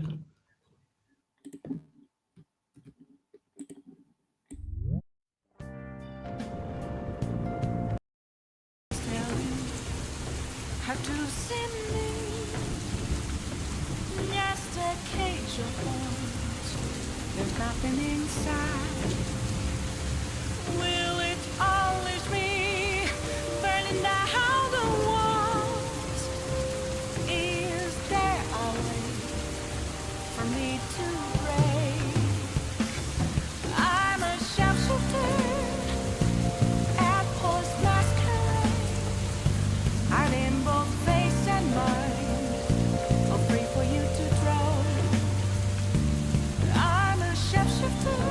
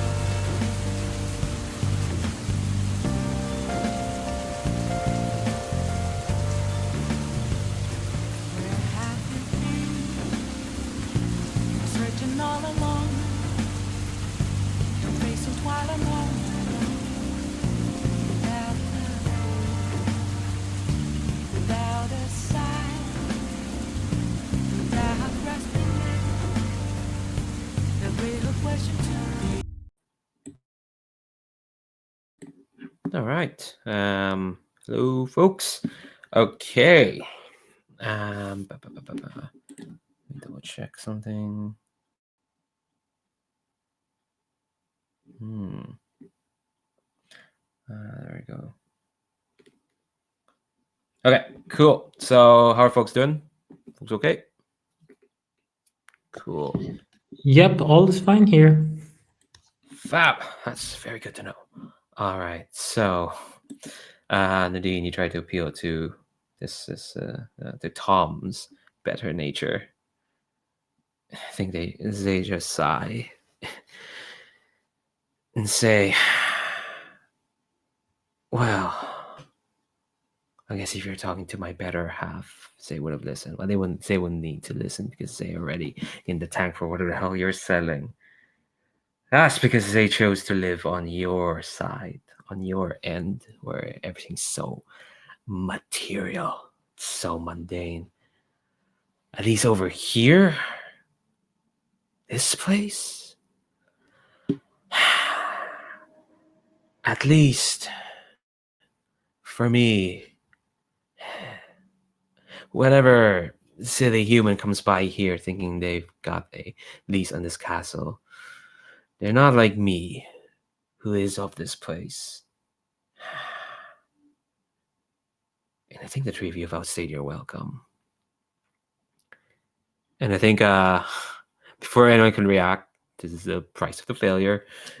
They flick out their hand and a playing card shoots out from under their sleeve and it smashes into your chest, Nadine. And flings you back into the wall of photographs. You're going to take 2 harm. You've got 1 armor, so you only take 1 harm.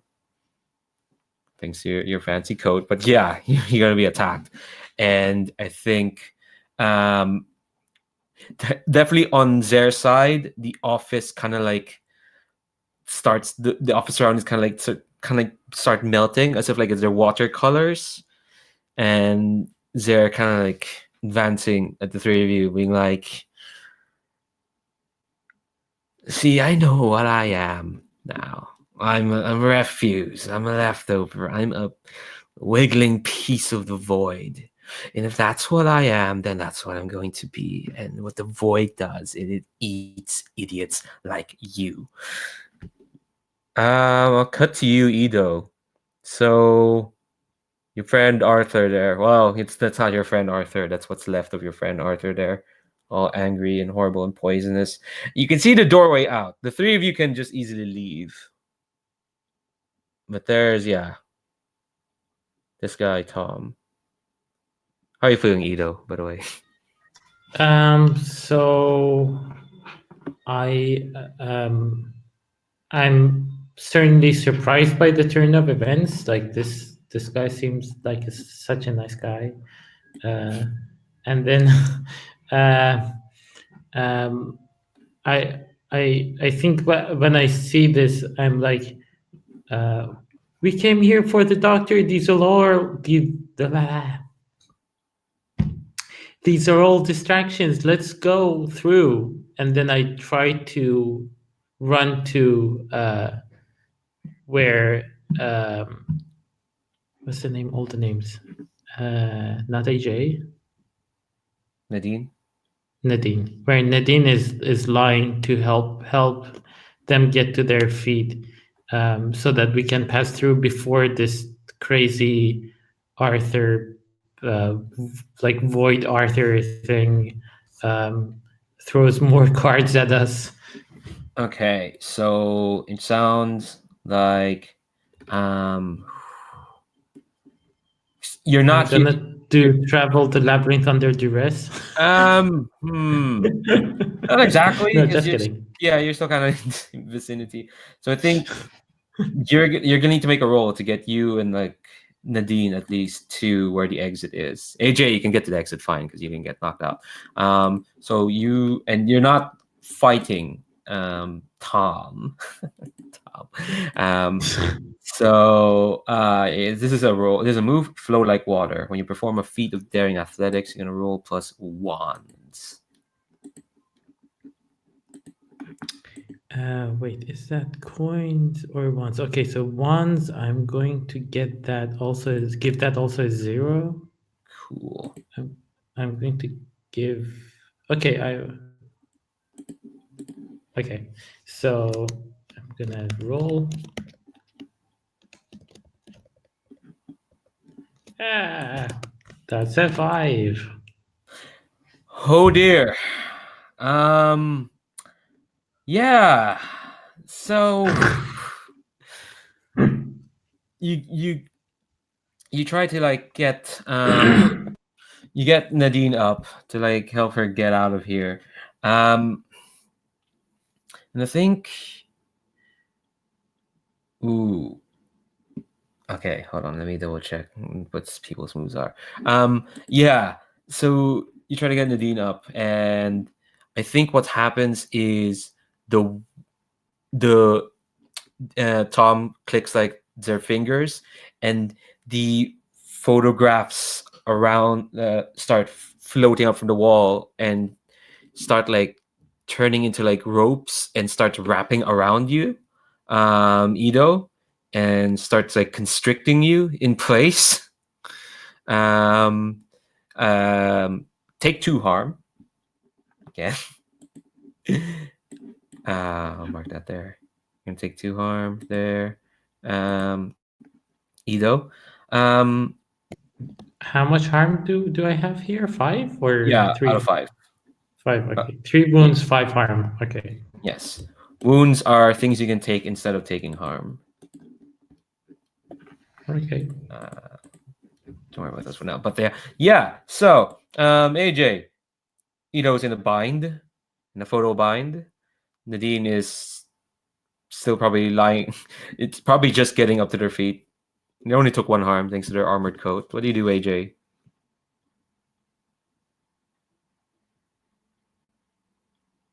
You muted? So I am. Yeah. So I'm going to run over to Ido, and I'm going to attempt to basically just tear away the bindings around them and get them to safety. All right. So that sounds like a power through. Roll your strength to the castle's obstacles. Yep, sure. I was wondering either that or stand with me, but Ooh, yeah, it could be, yeah. Ooh, yes, yeah, that makes more sense, actually. Yes. Heal, encourage, or aid an ally. Roll plus cups.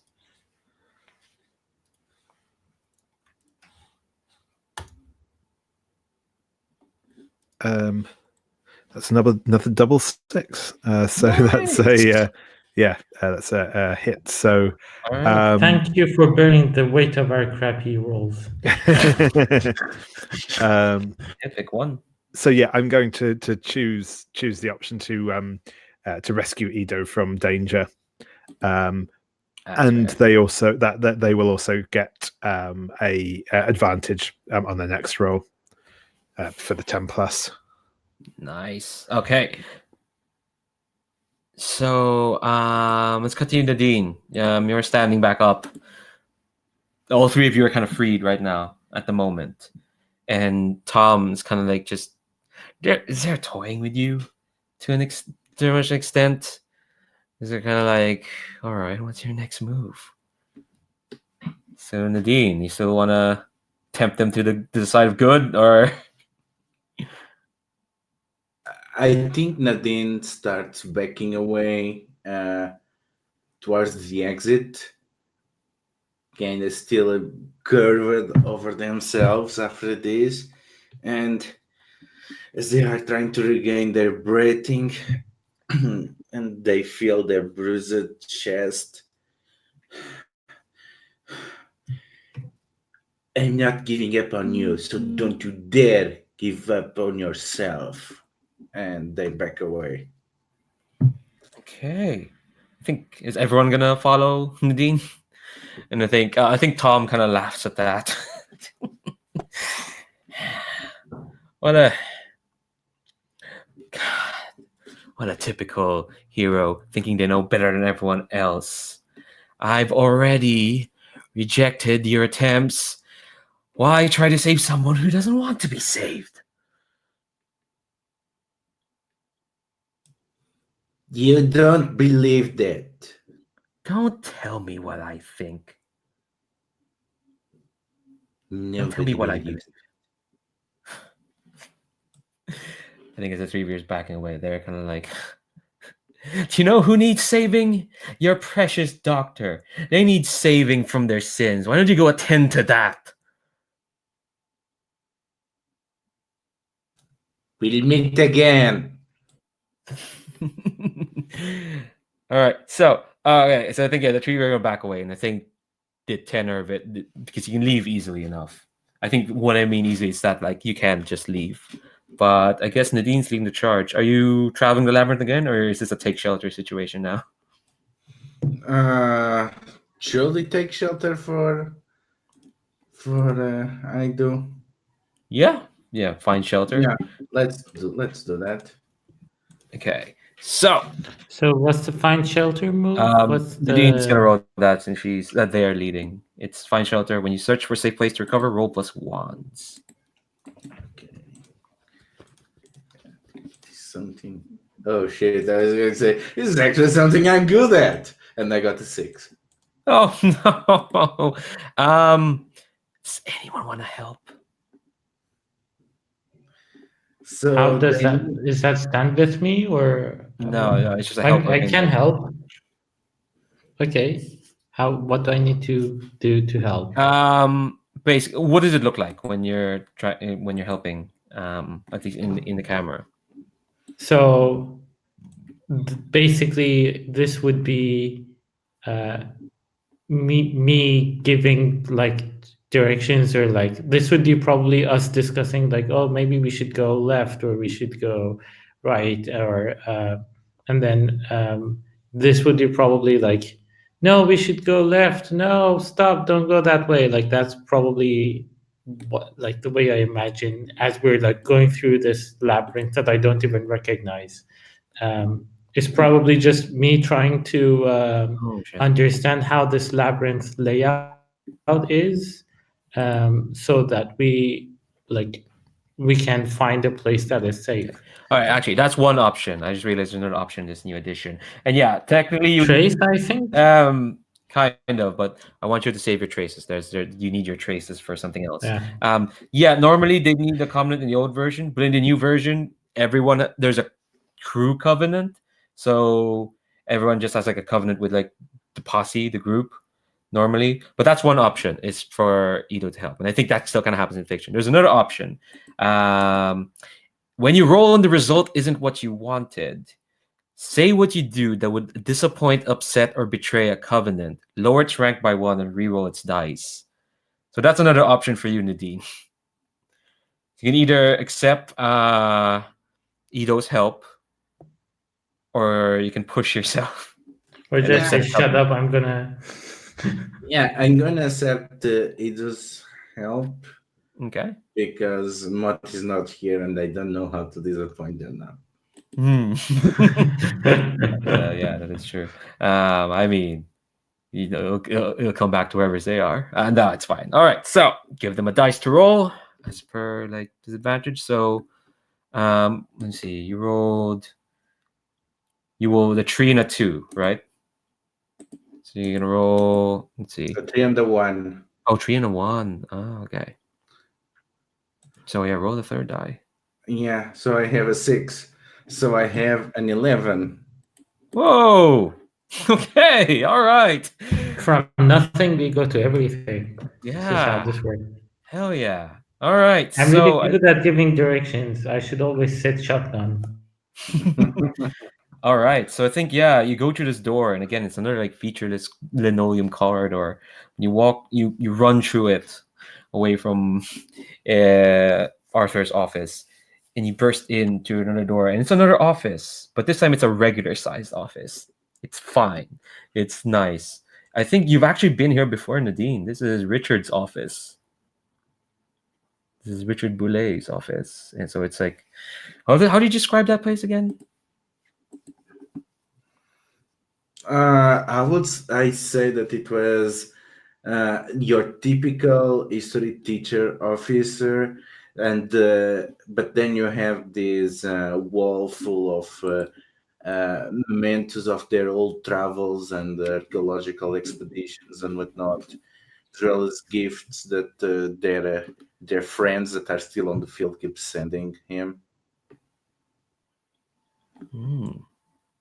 All right. So, um, So first thing first, I'm gonna help Ido as part of okay. my shelter action. Okay. So I'm gonna them. All right. Yeah. So yeah, what I should clarify: when on a hit, each rebel will pick one when you're at the shelter place.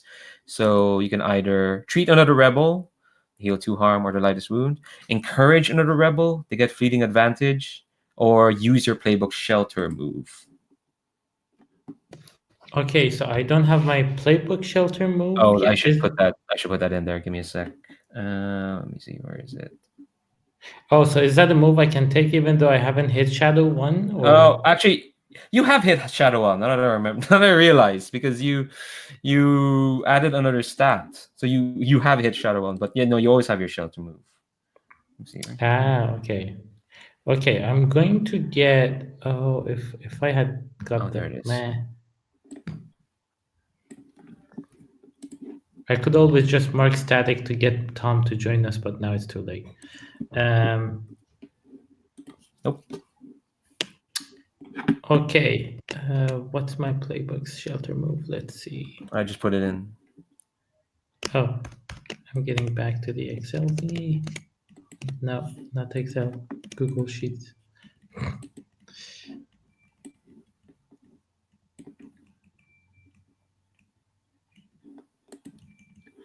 So while you're looking through that, so Nadine, you're gonna help out Ido. What about you, AJ?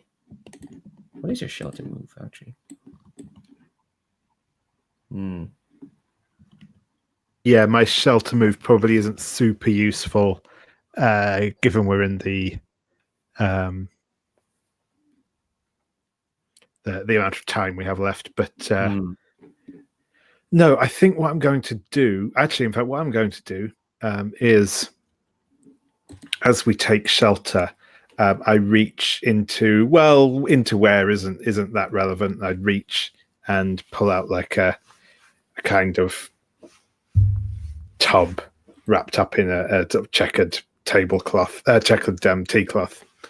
Mhm. That's what I'm looking for. Which I put down on one of the desks put it down on the desk in this office and unwrap and take the lid off. And there's a little steaming, basically Tupperware tub of some sort of like jambalaya type rice dish. Smells like spicy and. So while we're taking a moment, dig in, and I think that I'm just going to have a quick check how this works again. Yes, so I get to pick 2 options when we take shelter, and I'm going to choose to treat Ido's harm and grant Nadine fleeting advantage on their next roll. Ooh, which might be use. Well, I say might, of course, it's going to be useful. I'll say right now because I look at Nadine's shelter move. It's to gain another trace. You have 2 traces right now. If you can get a third, you can skip to the final boss. Yeah, so I think Nadine, because I'm already being healed by AJ, that might be even wiser to do that. And I have fleeting advantage. Yeah. And it's all coming together. And I needed it because I rolled a 1 on one of those dice. I had nothing. Yeah, it's just roll 2d6. Yeah. Oh, good. So I have a 7. Nice. All right. So you gain a trace. You now collectively 3 traces, and Ido is coming into his shadow self. Almost perfect timing, really. Well, everyone's just tucking into all this jambalaya that AJ brought. I think it's now the perfect time for me to go up to AJ and say that AJ, I really appreciate all the effort you're putting into keeping this group together and like supporting us. I really was impressed by how you stepped in and helped us from those weird jumbled up patienty things, and how you were very courageous and jumped in and really tore through the bounds that I was in. So thank you. I think you're amazing and keep on doing a great job. And that would be my shelter encouragement thing, which would give you a fleeting advantage. Nice. What do you say to that, AJ? This Yeah, I think AJ doesn't quite blush, but it just sort of, mumbles. Thanks, man. I'm just, we've got to help each other out here. all right. So yeah, you've reached Shadow 1, rank 1, Edo, so that means you get, let's see, let me double check what you get. When you hit Shadow 1, you're going to pick 2 castle moves, and yeah, you get your gear and your look. So you don't get shadow moves, you get 2 castle moves. Okay, so I think now that we're going to the boss fight, which one would be useful? I think there is one about and then you do or something like that, which And is next like me. What? Oh, sorry. Next you say? Yeah, that's it. Is that what it is? Yeah. Yeah, I've lost my place in this whole massive book of moves, but yeah, I'll go for that, which should hopefully help us out with getting some advantage. Wait, let me work my way up to my moves. Okay.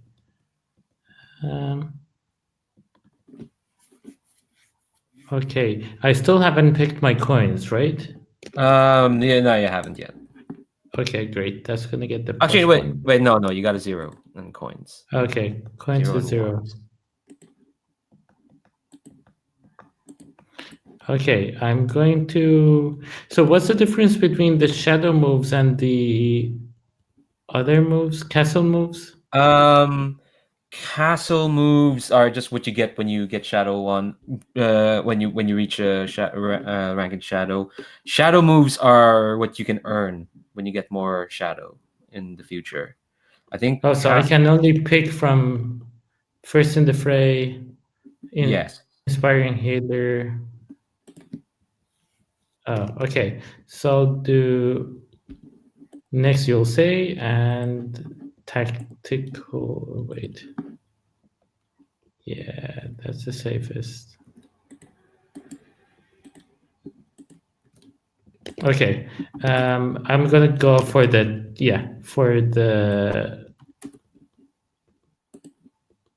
tactical genius. Okay, all right. We'll put it in a minute, but yeah. So, what is your shadow look? What do you look like now that you've awoken your shadow self? Oh yeah, I need to answer those questions, right? Wait, let me find those questions.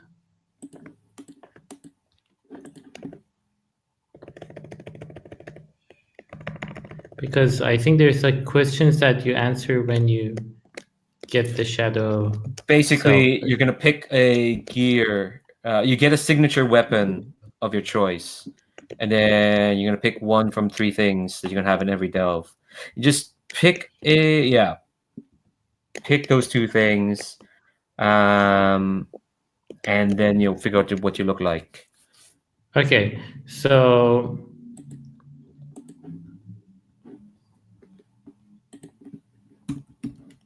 okay, I'm going to find the answers. Okay, I'm going to get a metal plates. That would be 1 armor. Mm-hmm. and then mark a number of categories according to shadow. So this would be, I would have to pick from one option from one of these categories, right? So I will go. No, just pick a category and then pick one option from there and make your own. So I'm going to go for myth, and I don't know, angel halo. Let's go for angel halo. Totally not dragon skin. That's very scaly.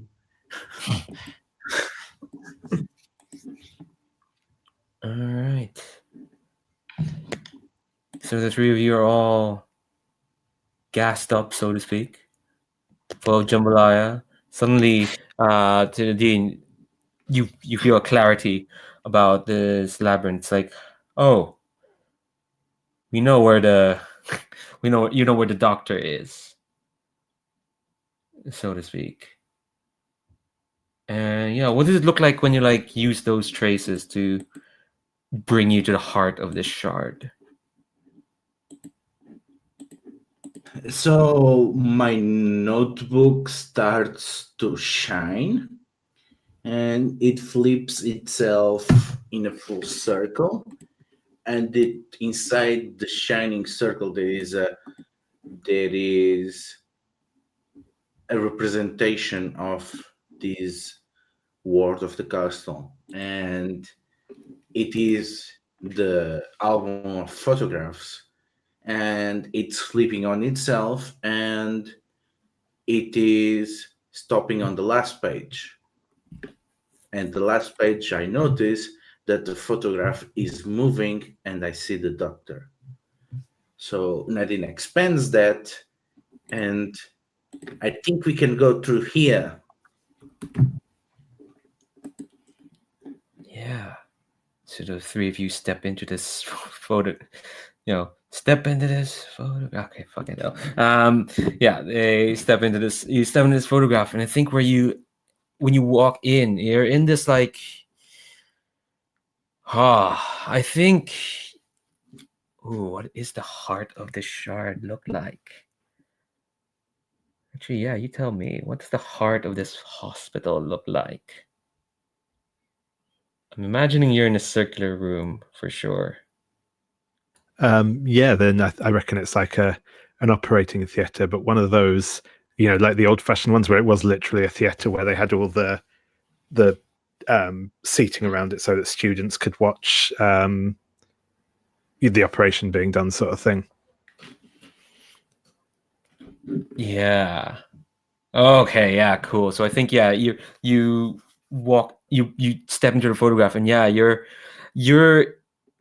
in the operating theater, but like it's big round room, and you can see like there's like just a lot of like equipment around, but there's still plenty of space, and you can see if you look up, this big round white room, you can look up, you can see like these just like this glass like paneling, and you can see like indistinct faces behind the paneling, kind of like watching. Right now there's nobody there. There's just a lot of like equipment and tools and whatnot.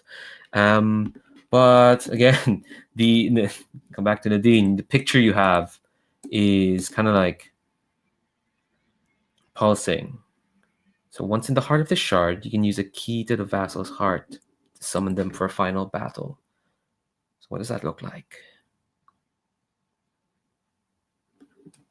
So Nadine's eyes come lit as a ghostly mask takes over them, and with this judgmental gaze, they lit the photograph on fire. And as the noxious smoke of the photograph expands to fill the room, the doctor is pulled right in, wailing all the way. Yeah, I think they kind of they almost like kind of pulled from like whatever light source is coming out from the top of this operating theater, and they kind of like land on their feet. That 3-point superhero pose, kind of no. They just kind of land on their feet, in the middle, and the smoke kind of clears. And yeah, the doctor's there. She's wearing what she was wearing, kind of like when you met her at the travel lodge. Imagine like a sweater with like just like a sweater vest combo with like just a collar poking out. And again, their dark hair is kind of in a bun, and she sees the three of you, and she opens her eyes, and it's this deep yellow color eyes, and and sees the three of you, and it's just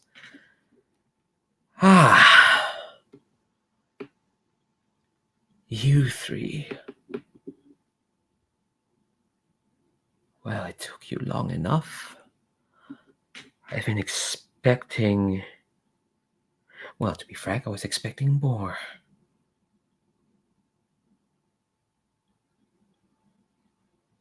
What I have here standing in front of me is some kid, soon to be fry cook, some washed out researcher with delusions of heroism, and some politician who really thinks they can change the world through whatever system they put fate on.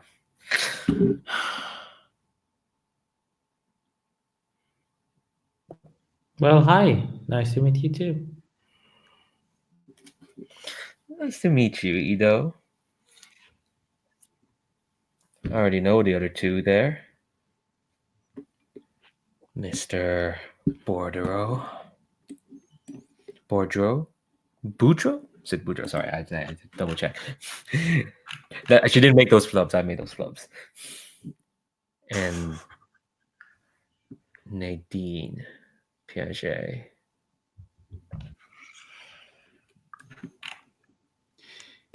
So my friends here say that we should stop what you're doing. How is this going to work? Is this like going to be a conversation, or are you going to be like your friend Tom, that weird fellow, and start lashing out like a crazy person?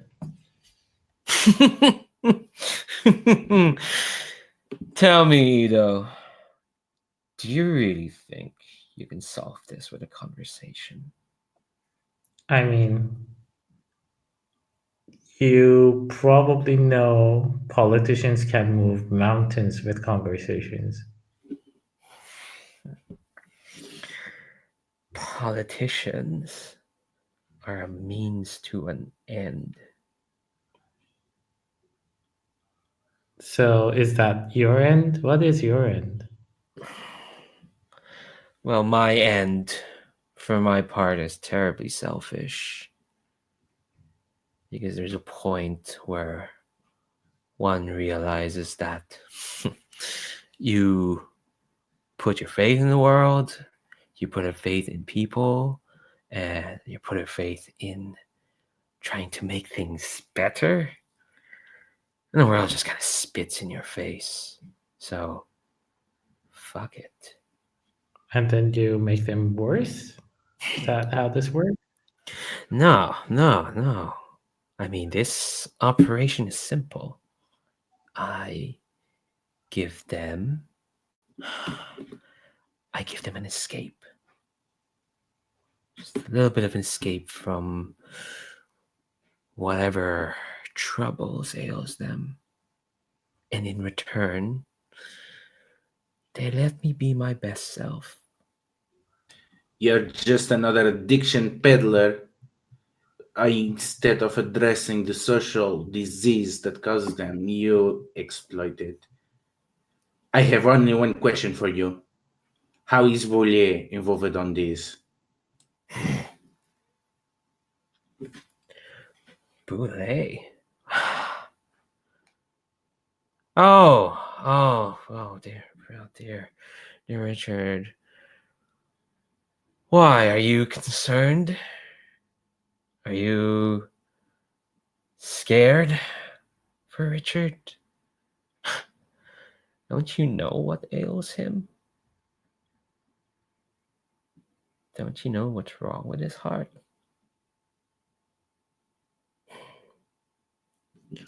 I know he asked me to save him. That's all I care.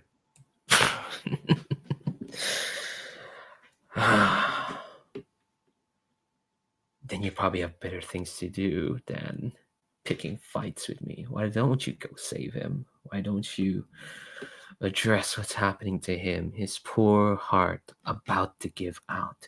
Don't you know Richard Boulay is dying?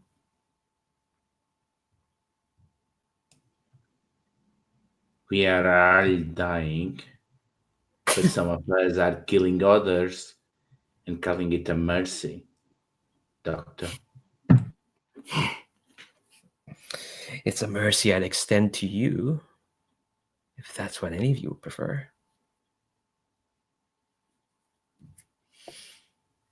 I think. Okay. Oh God. No, I was going to say, is it possible for me to use this distraction while they're conversing to size up the doctor? Hell yeah! Of course you can. Of course you can. Oh, so Because size. this is not going to be a conversation. Yeah. Okay, cool. Yes, size up the enemy to look at a weak spot. Roll plus coins. And I'm gonna put on the boss fight music. Hold on. I'm just gonna. All right, hold on. Now make that roll first because she's not started transforming to her final boss self. Let me check if I've chosen coins before. You have. It's a 0. What'd you get? Somehow I chose the wrong stat for the wrong web. Oh well, whatever. Okay, I'll go. That's a 9. Cool.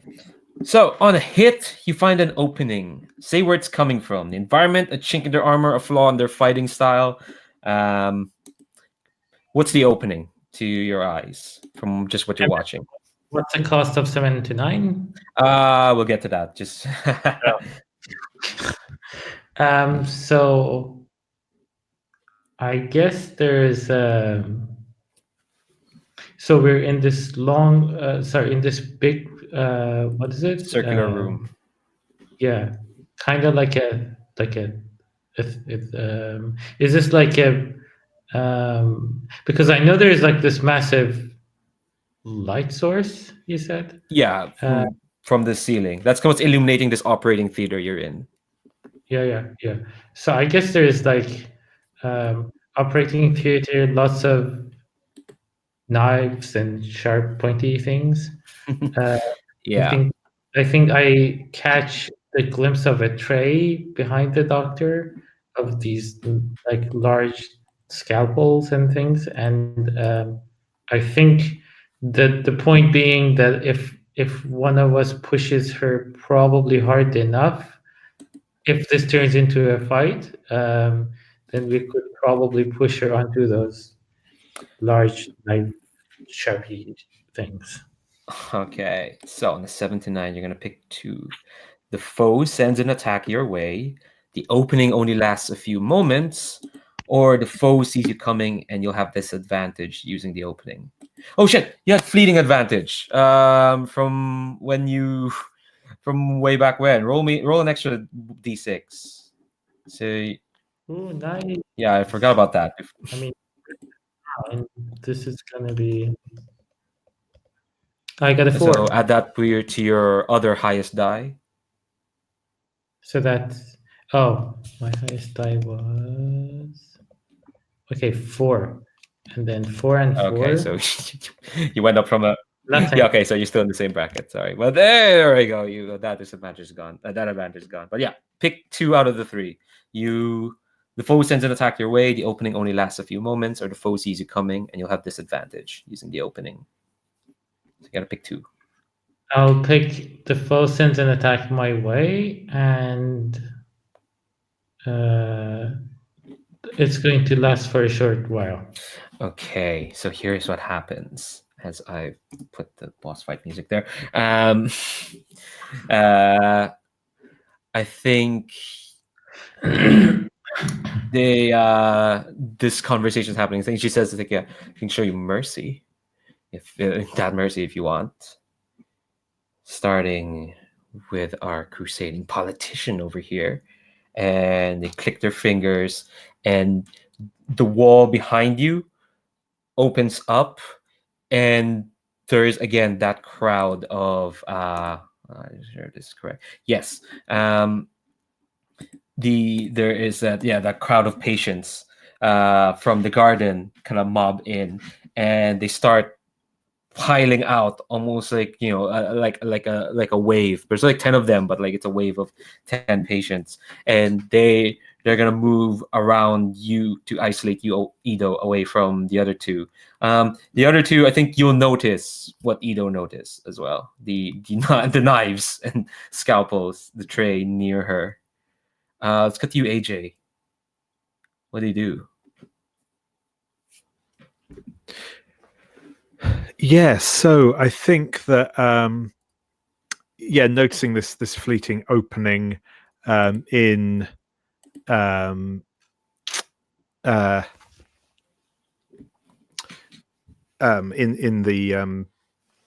with the knives and the sort of tray.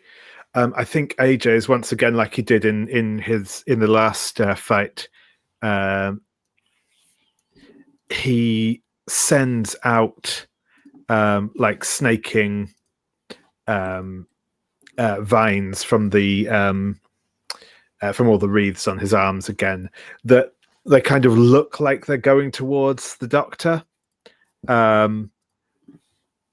And sort of the idea is he's going to kind of try and feint her out and then use these to like basically just upend the tray of knives into her back.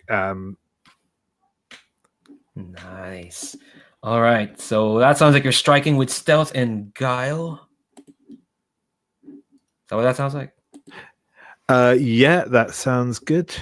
All right. Roll with, let me double check, wands.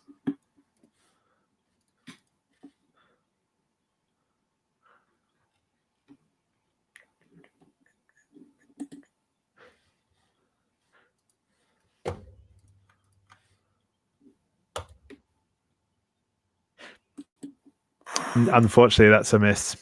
Okay, so let me see here.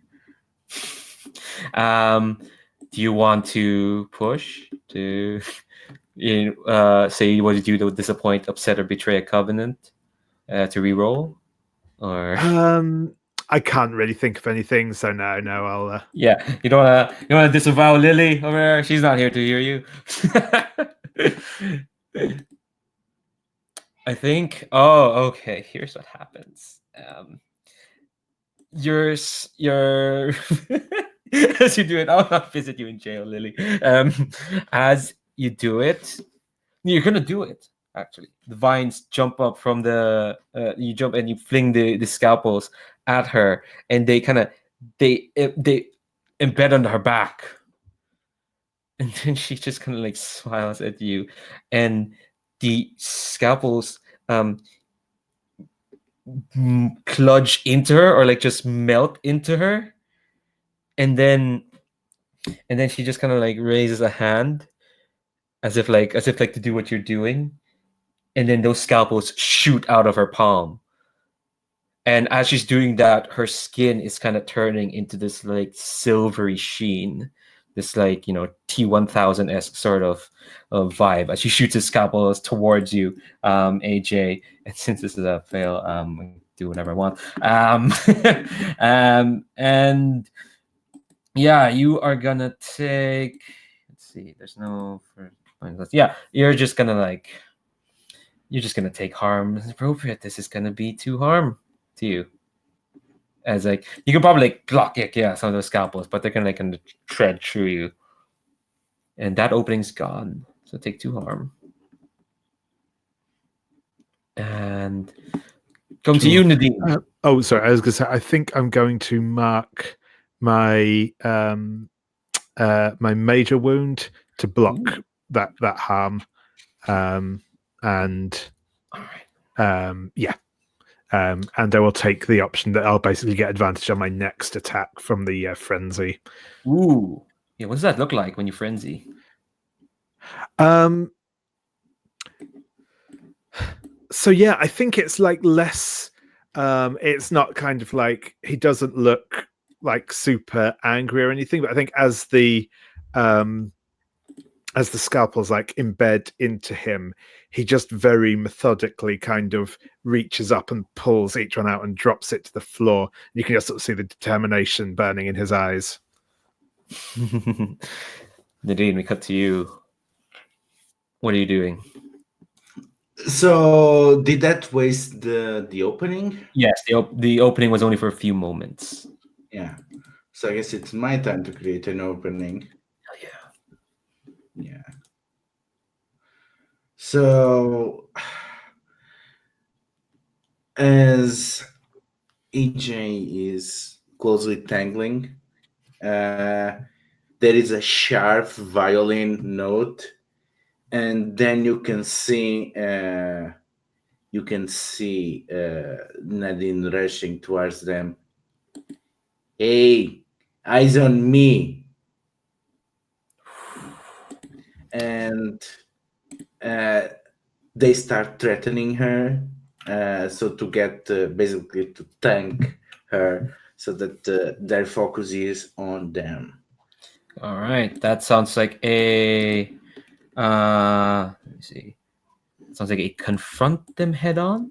I don't think so, because I think one of them has the option in which they focus on you.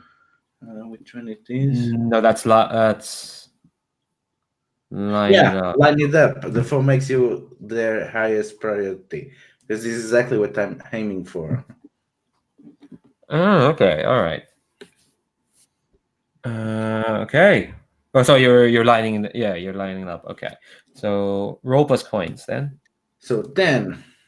Hey. So you only pick. Okay. Okay. What's the opening? What's it coming from? As kind of like she's turning more into like a robotic sort of T-1000 Terminator. So what's the opening? The opening is that Nadine is dancing around her, and they keep slashing, threatening with the violin, sending these ripples through her form. And it's not real damage, but it's constantly poking at her. And this makes her turn around and start to throw all of her attentions at Nadine. And Nice. yeah, they are dropping their guard. Nice. Pick one. Foe sends an attack your way, opening in the last few moments, or foe sees you coming, you have disadvantage using the opening. Okay. So the foe sends an attack in your way. Nice. I think, yeah. Those few scalpels, I think what's gonna happen is, I think what happened. She stops shooting the scalpels and she's distracted by your bloody dancing and violining. So let me double check what qualities she has. Oh, okay. I think what's gonna happen is the attack that's gonna come your way is that I think there's gonna be. Let me double check. I just want to. Oh, okay. No, here's what happens. What was a quick shot of scalpels turns into like a stream as she directs her hand towards you and is shooting a shit ton of scalpels. It's like a machine gun now. As it moving your way, we'll see how you deal with that. We'll come back to you, Ido. You're gonna be surrounded by all these mooks, these minions, them patient folk. What do you do? I think I hold up my hand and I'm like, wait, let me tell you guys what you're gonna do, because you're like stupid patients with like settling down here and just sitting here doing nothing while you're actually leaving the actual world behind. You're gonna just like stupid robots move toward me because you don't really have brains. So is that what you're gonna do? Robos coins. That is a 9. All What does a right. 9 So mean? yeah, on a 9, on the hit, I'm gonna pick one. Do exactly what you predicted, or stumble, hesitate, or flinch. Remind me what you just said. They're just gonna stop. Like, oh, really? Yeah, I think they're the thing is they're still kind of those placid patients, so they kind of just they kind of stop surrounding you and being like, "Hey, well, this isn't peaceful. Uh, there's what are we doing here? What's happening?" And they kind of start like mumbling to each other, like, we're meant to be in a quiet place or whatever." So they're still they're still there, but for the moment they're gonna they do as you predicted. So we cut to you two, AJ. You're you've been hit by scalpels, but they only made you mad.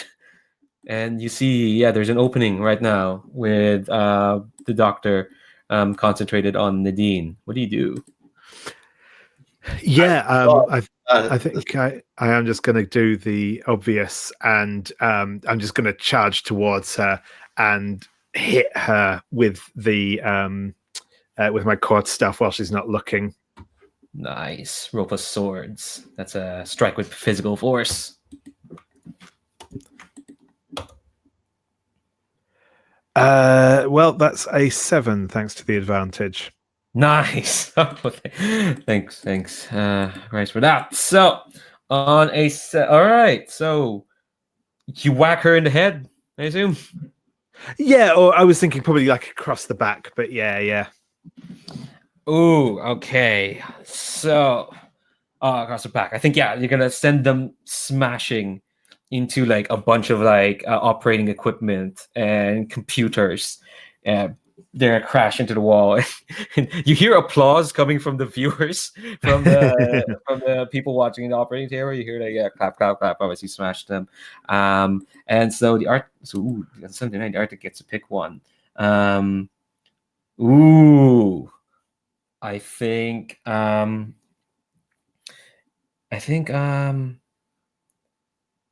the foe is gonna lash out at you. And I think what this looks like is because you destroyed one of her qualities, and this new update adds something will happen when you destroy a quality. So let's see. When you destroy her arcane, here's what happens. The equipment kind of cludges onto her as if the machinery starts like reshaping around her, and when she kind of stands up, like she her body's like just like what looks like a medical box now, and there's like tubing and wires. There's like this disc. Her arms is all like metal now, but you can see that her hands are like human hands, but her arms are still metal, and she's got like her face is kind of like turned to like this like surgical mask, but you still have to see like her eyes are now like black, and she's got like this black open mouth, and she's like this horrible robotic sort of thing, with new movement capabilities. Ooh, that's interesting. So what this looks like is actually, no, it won't be. No, I don't think the foe will flash out. I think the foe is going to separate you. So what's going to happen is, the doctor thing kind of you hear like this buzz of static kind of come out of her mouth, and she like stomps on the ground, and the the the arena just kind of like reshapes, and like this burst of machinery comes out from where she stomps, and it's gonna separate you, AJ, from Nadine. You're still gonna be kind of like with actually no, it's gonna separate you from the other two. What's it's gonna look like. And I think as this is kind of happening, you'll actually see that there's like a third arm coming out from her back, a third robotic arm, and that's the one that's still shooting the scalpels at Nadine. And we'll cut to her. How you doing, Nadine? I'm dodging scalpels. So yeah. Roll. Yeah. Let's see. What's your roll of dodge? Roll plus 1. 6. What? Is this the time to disparage Mott or Richard?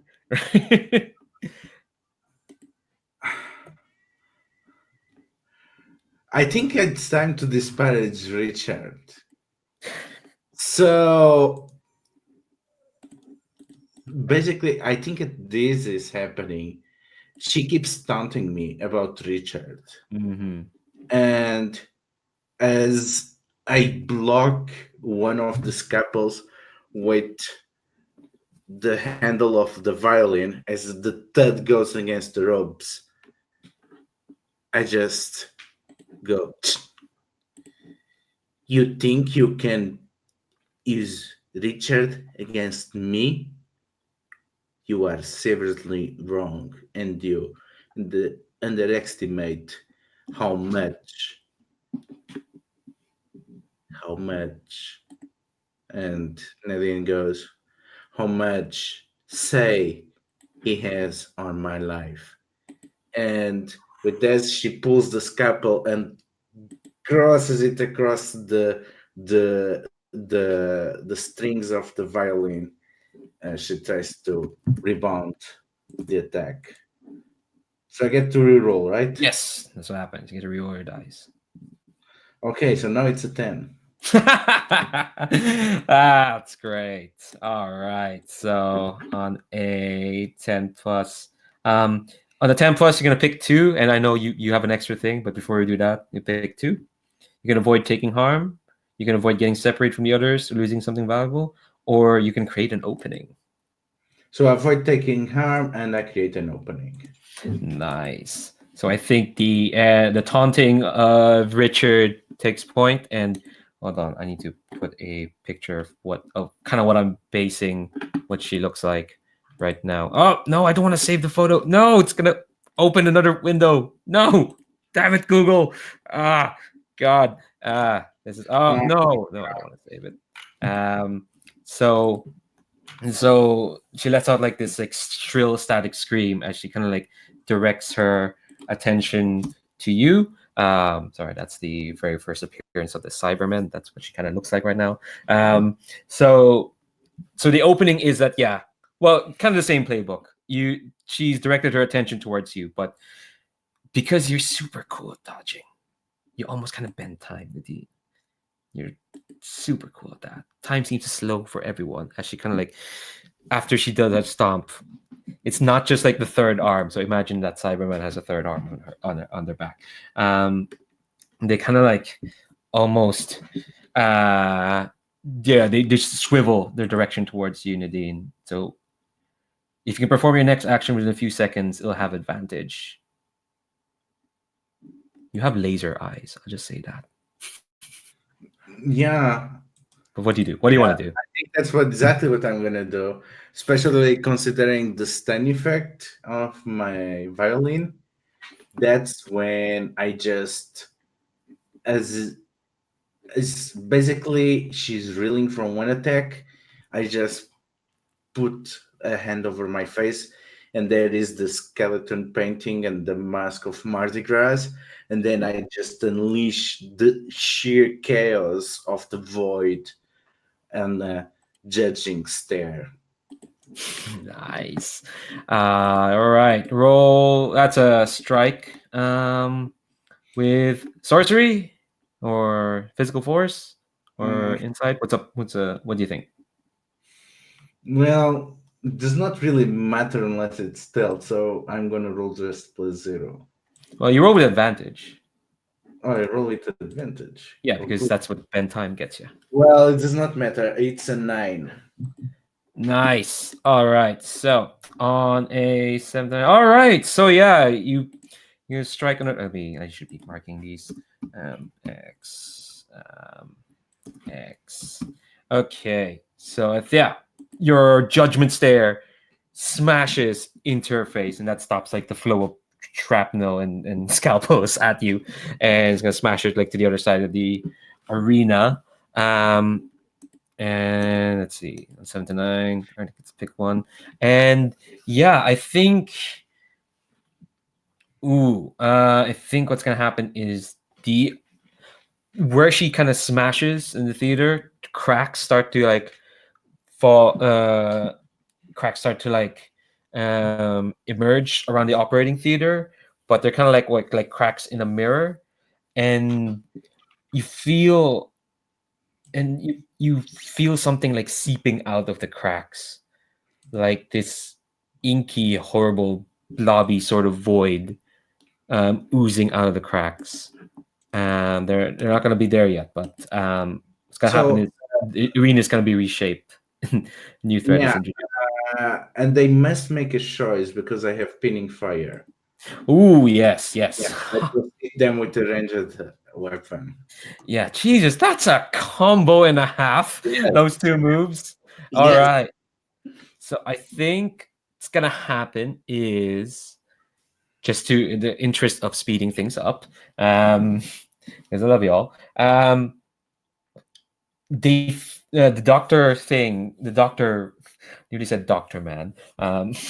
The Dr. Boucher shadow thing feels like the crack, the void stuff, and that makes him kind of like scramble away hurriedly, and um and I think they scramble in such a way that they're gonna like land near you, Ido.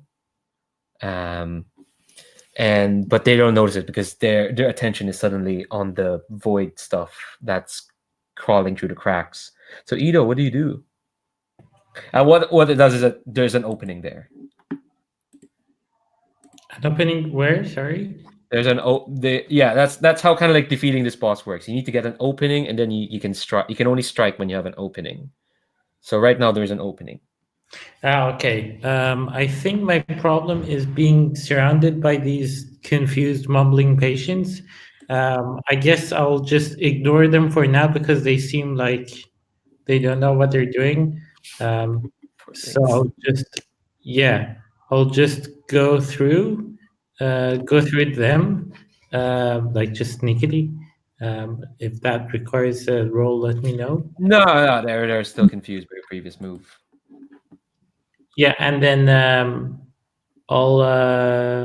I'm wondering if there's anything in the environment I can use. The thing is, because I don't. the thing is, when you weapon. get Shadow One, you also get a signature weapon.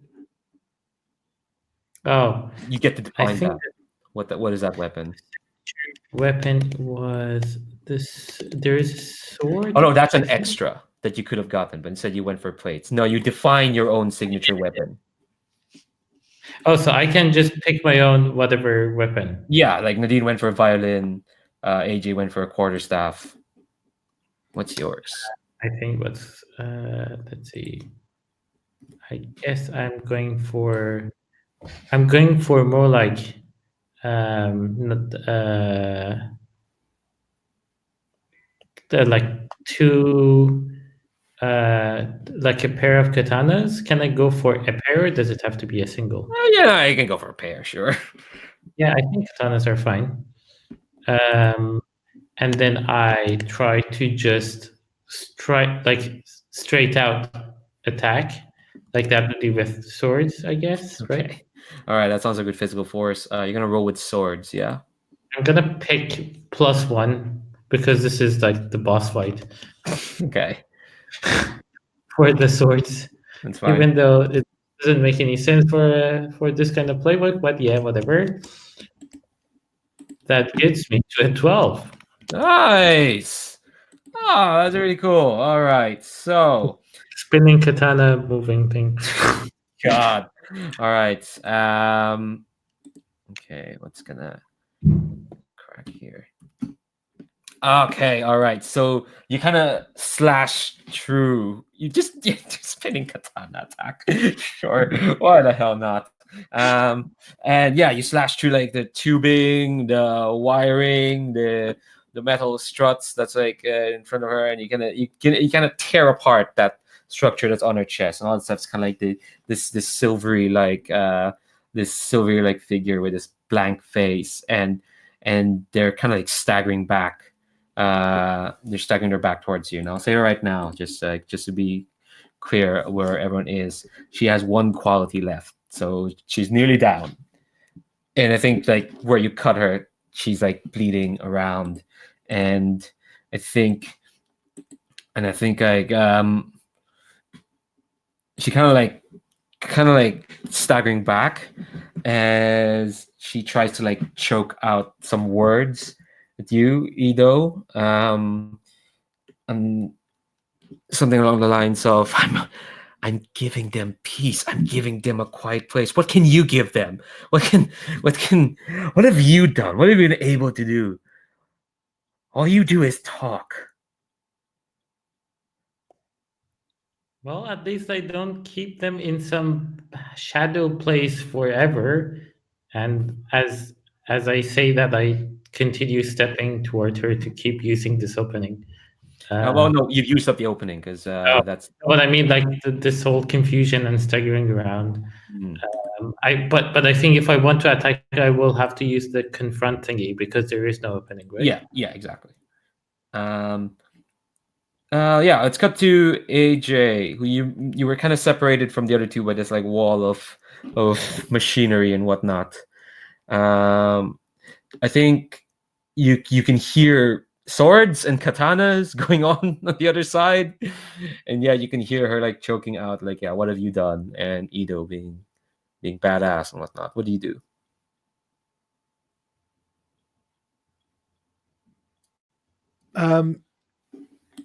Yeah, I think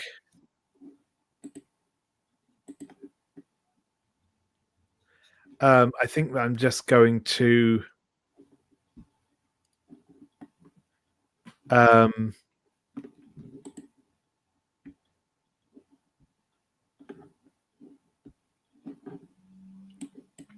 I guess I'm just going to try and break my way through this wall of machinery to get to her. Okay, hold on. I want to double check something.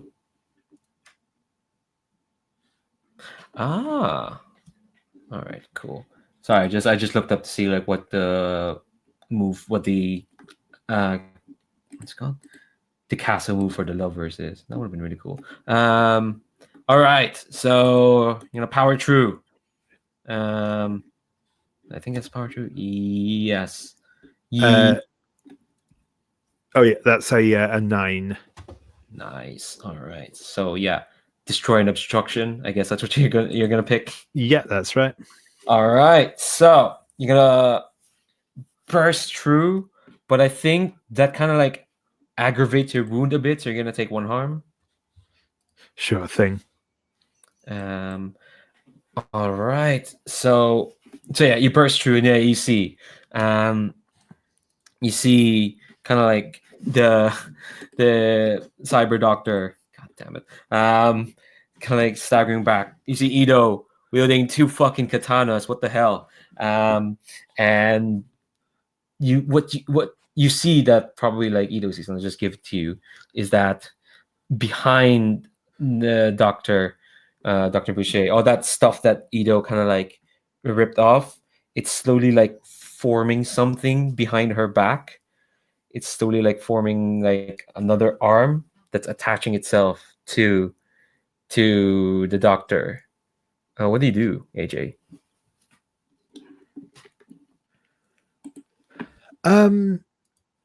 Yeah, I think that I'm just going to try and, as this arm is forming, I'm just going to try and smash it off of her again to try and stop her from sort of gaining more power.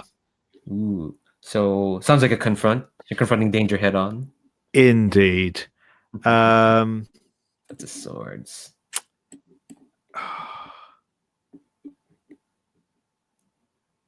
Oh, go on. I am going to activate the tower move to roll a 10 plus on that, but I have to mark a deadly wound. Oh shit! Oh darn! Deadly means you're not gonna be able to act until someone tends to you. No, I'm going to choose the other option for it. So I heal all my harm. Let's get through this. Well, thanks, Shitzy. So yeah, what does this look like? So I think what happens is I think the arm kind of realigns around towards me to try and fend me off, but I just sort of throw myself onto kind of the blades and implements on it as I smash it off at the shoulder. We'll call it a shoulder from her back. And I think I bleed, but the blood that comes out is kind of dark and sticky, as I have taken the one where I gain my my rank with the void goes up by 1. And I am then going to activate the lover's move to try and remove my You wound. yeah. All right, roll plus lover. Ooh, no, that's only a 6, sadly. Oh no. Okay, so that just means you're gonna keep that wound. I don't think I have anything else to do. Yeah, sure thing. But yeah, I think you don't feel that wound as arm can get you because you just feel this like calm, this almost like void around you as you're gonna smash the arm. And I think what that happens when you smash the arm, it kind of wrenches something a bit more out of her back, and that's the opening. So you got a 10 plus on confront, so you're gonna pick 2.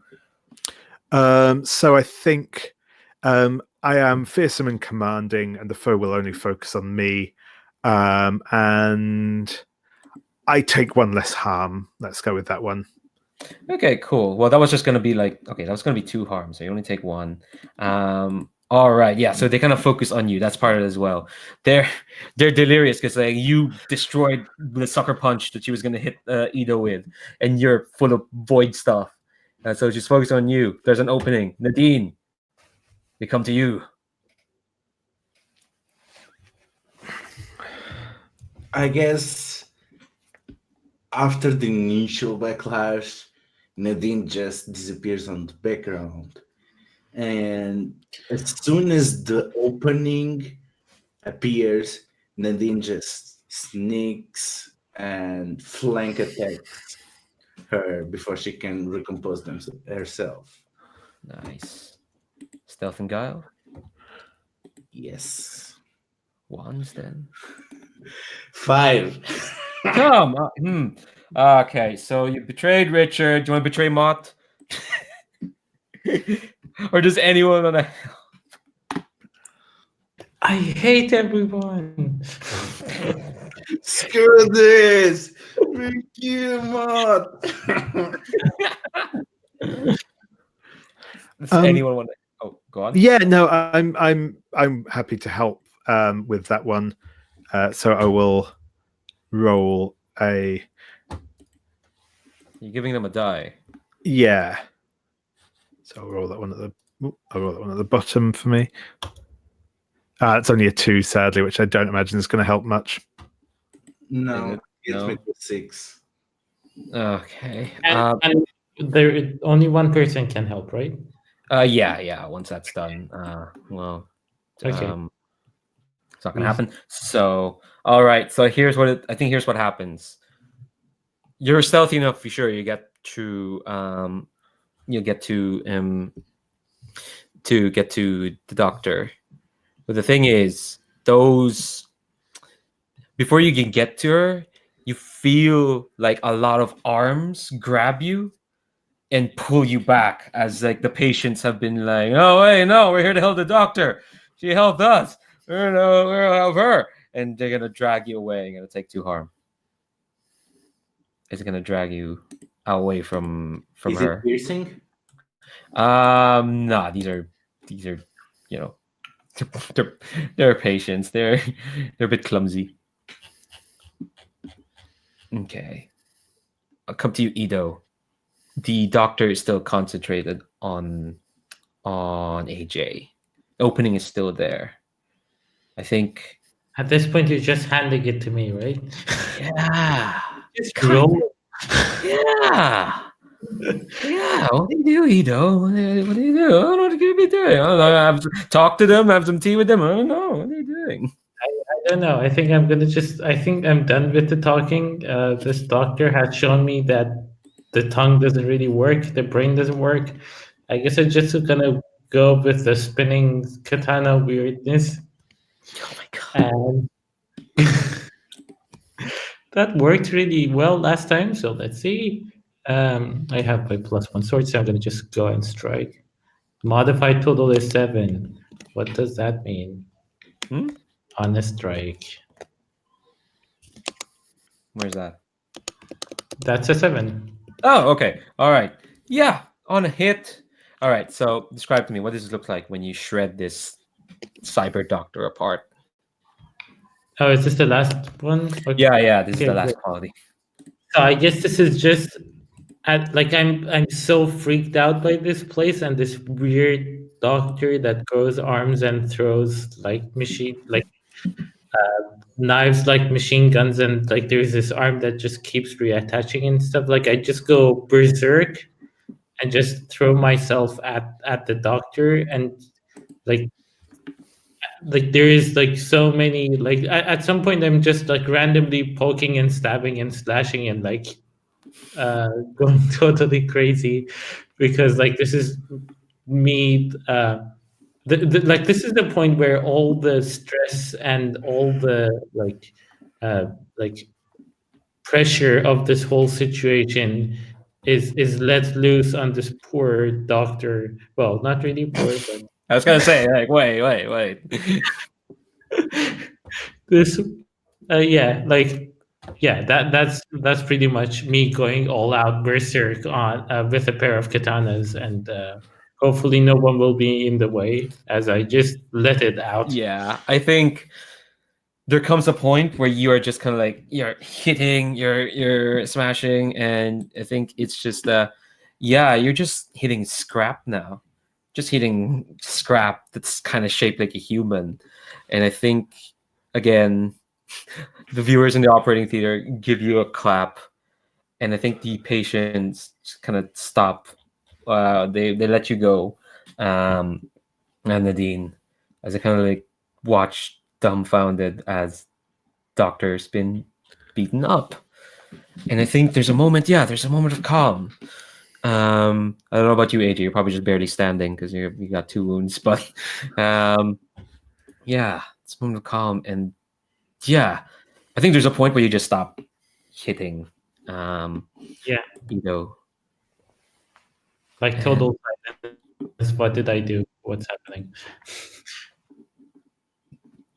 yeah, and I think yeah, this ruined doctor. I think the scraps kind of melt away, and you're just kind of left with an unconscious Dr. Boucher.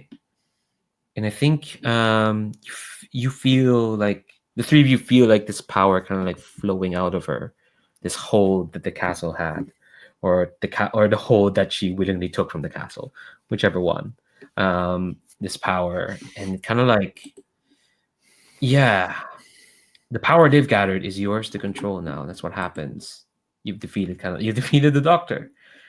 So here's kind of like the last mechanical thing before we like wrap up this entire series, because we have gone on way too long. But I do want to see what this mechanics look like. So the movie is called Rivers in the Desert, which is also the name of the song that I put in. Nice going, Jay.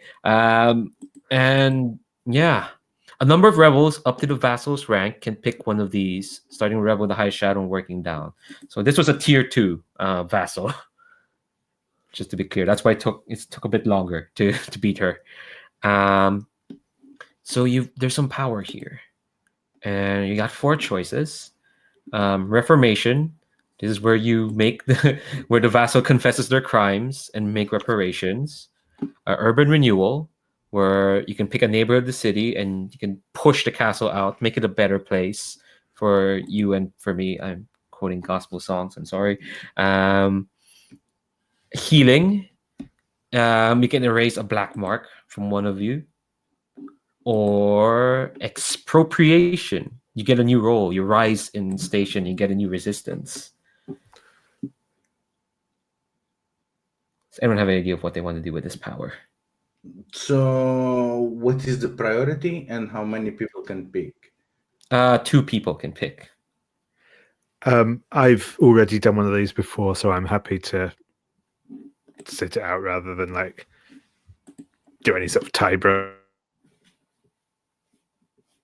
Okay. So I think we'll go to like each character. Nadine, you feel this kind of power, and you feel like you can actually like you can change the world a bit. But which direction do you want to go with?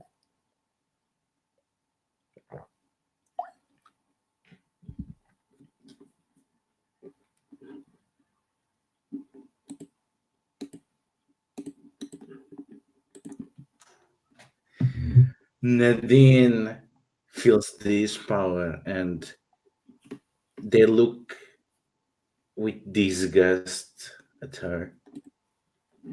You could have you could have actually helped people, and they just focus it and think about Benoit and think about what they don't know about his heart conditions and channel the power of the castle to heal him by saving him, by giving him more 20, 30 years. Hundreds of people can be helped, but you could not think about that, could you? So I'm picking healing and I heal the Emperor's chronic illness. Nice. All And right. if there is a black mark that fits, I delete it. All right. Which one do you think of yours here? Uh, blood is exactly what? Let me double check them. Blood is. I need to find them. Blood is how healthy you are. Okay, then it has to be blood. Okay, cool. So, yay. All right. So, what about you, Ido? What do you pick from those four options? I have two questions before I pick because I don't fully understand the text. Mhm. One is, what does the retaliation mean? So the castle is going to retaliate, or Oh yeah, that is a move. The castle is a jealous master and will not tolerate rebels misusing its power. You don't have to worry about that because we're wrapping up. We're not coming back to this, so you don't worry about that. it's a multi? Okay. Yeah.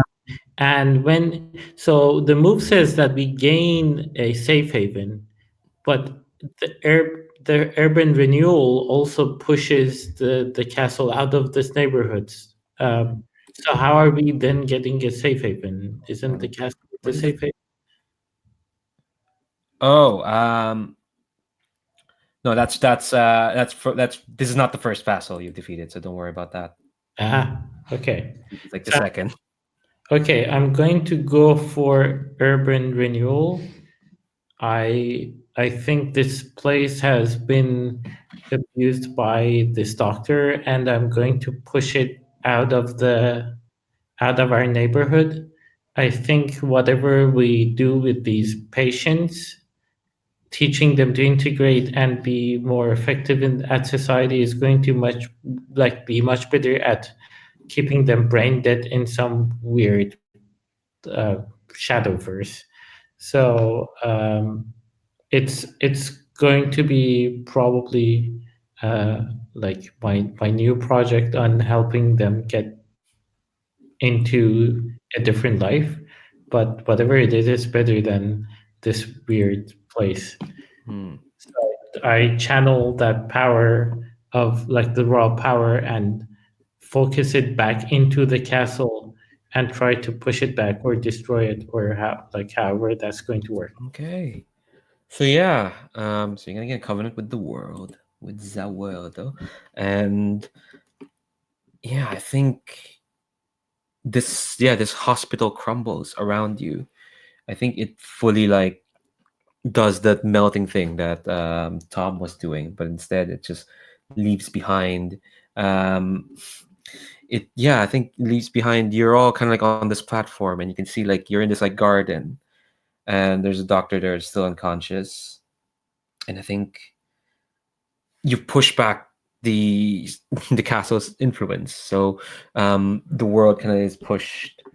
The void stuff is pushed away, and I think for a moment before like the three of you leave, um, you as the three of you are kind of leaving, and I think what it looks like is like if you were falling downwards, you're kind of falling upwards this time as you're leaving this metaverse. I think the last thing you'll see is that there's the unconscious doctor and a figure walking up towards them.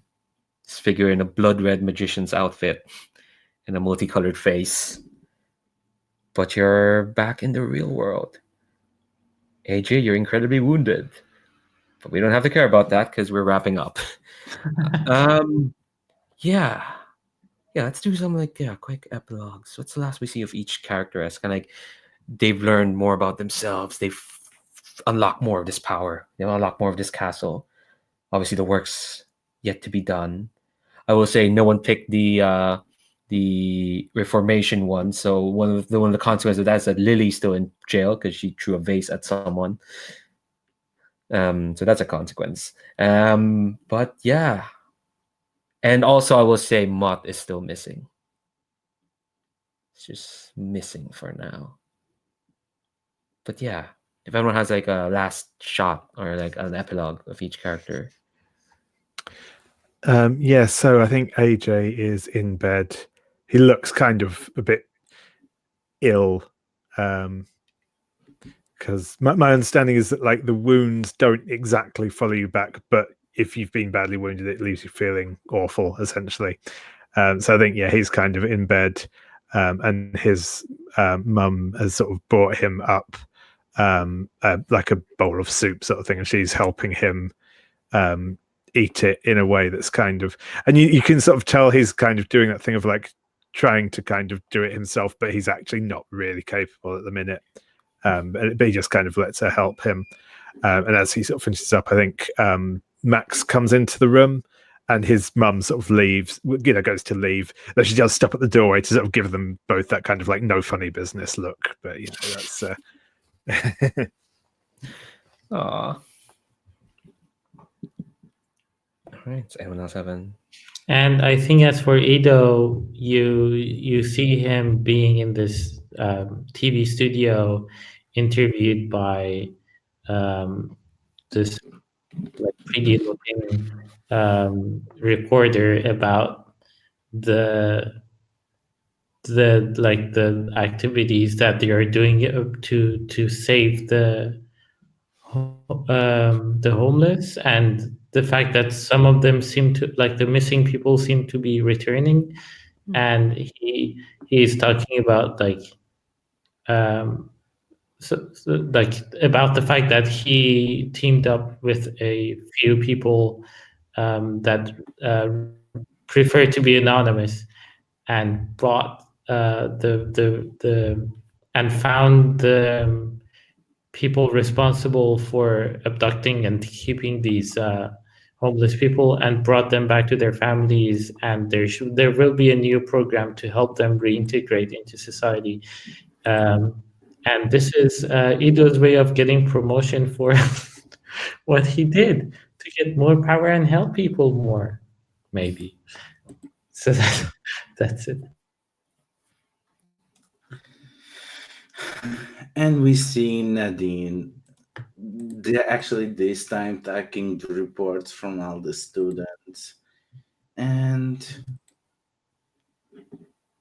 they go and they hope that they're gonna things are going to be different now with Richard, because Bull is now healed, and they are surprised when they enter their office, and it's full of boxes, and Nadine is completely baffled looking at Richard, and he seems rejuvenated. It's like he's 5 years younger, and he just seems super excited. And I didn't just ask, what happened? Why are you packing? Well, I have been scared for the last months about something that it was good that I did not told you, because turns out it was a false positive, and that made me think about what I'm doing with my life, and I decided that I want to go back to the field. I'm sure there will be the other generation to take over teaching.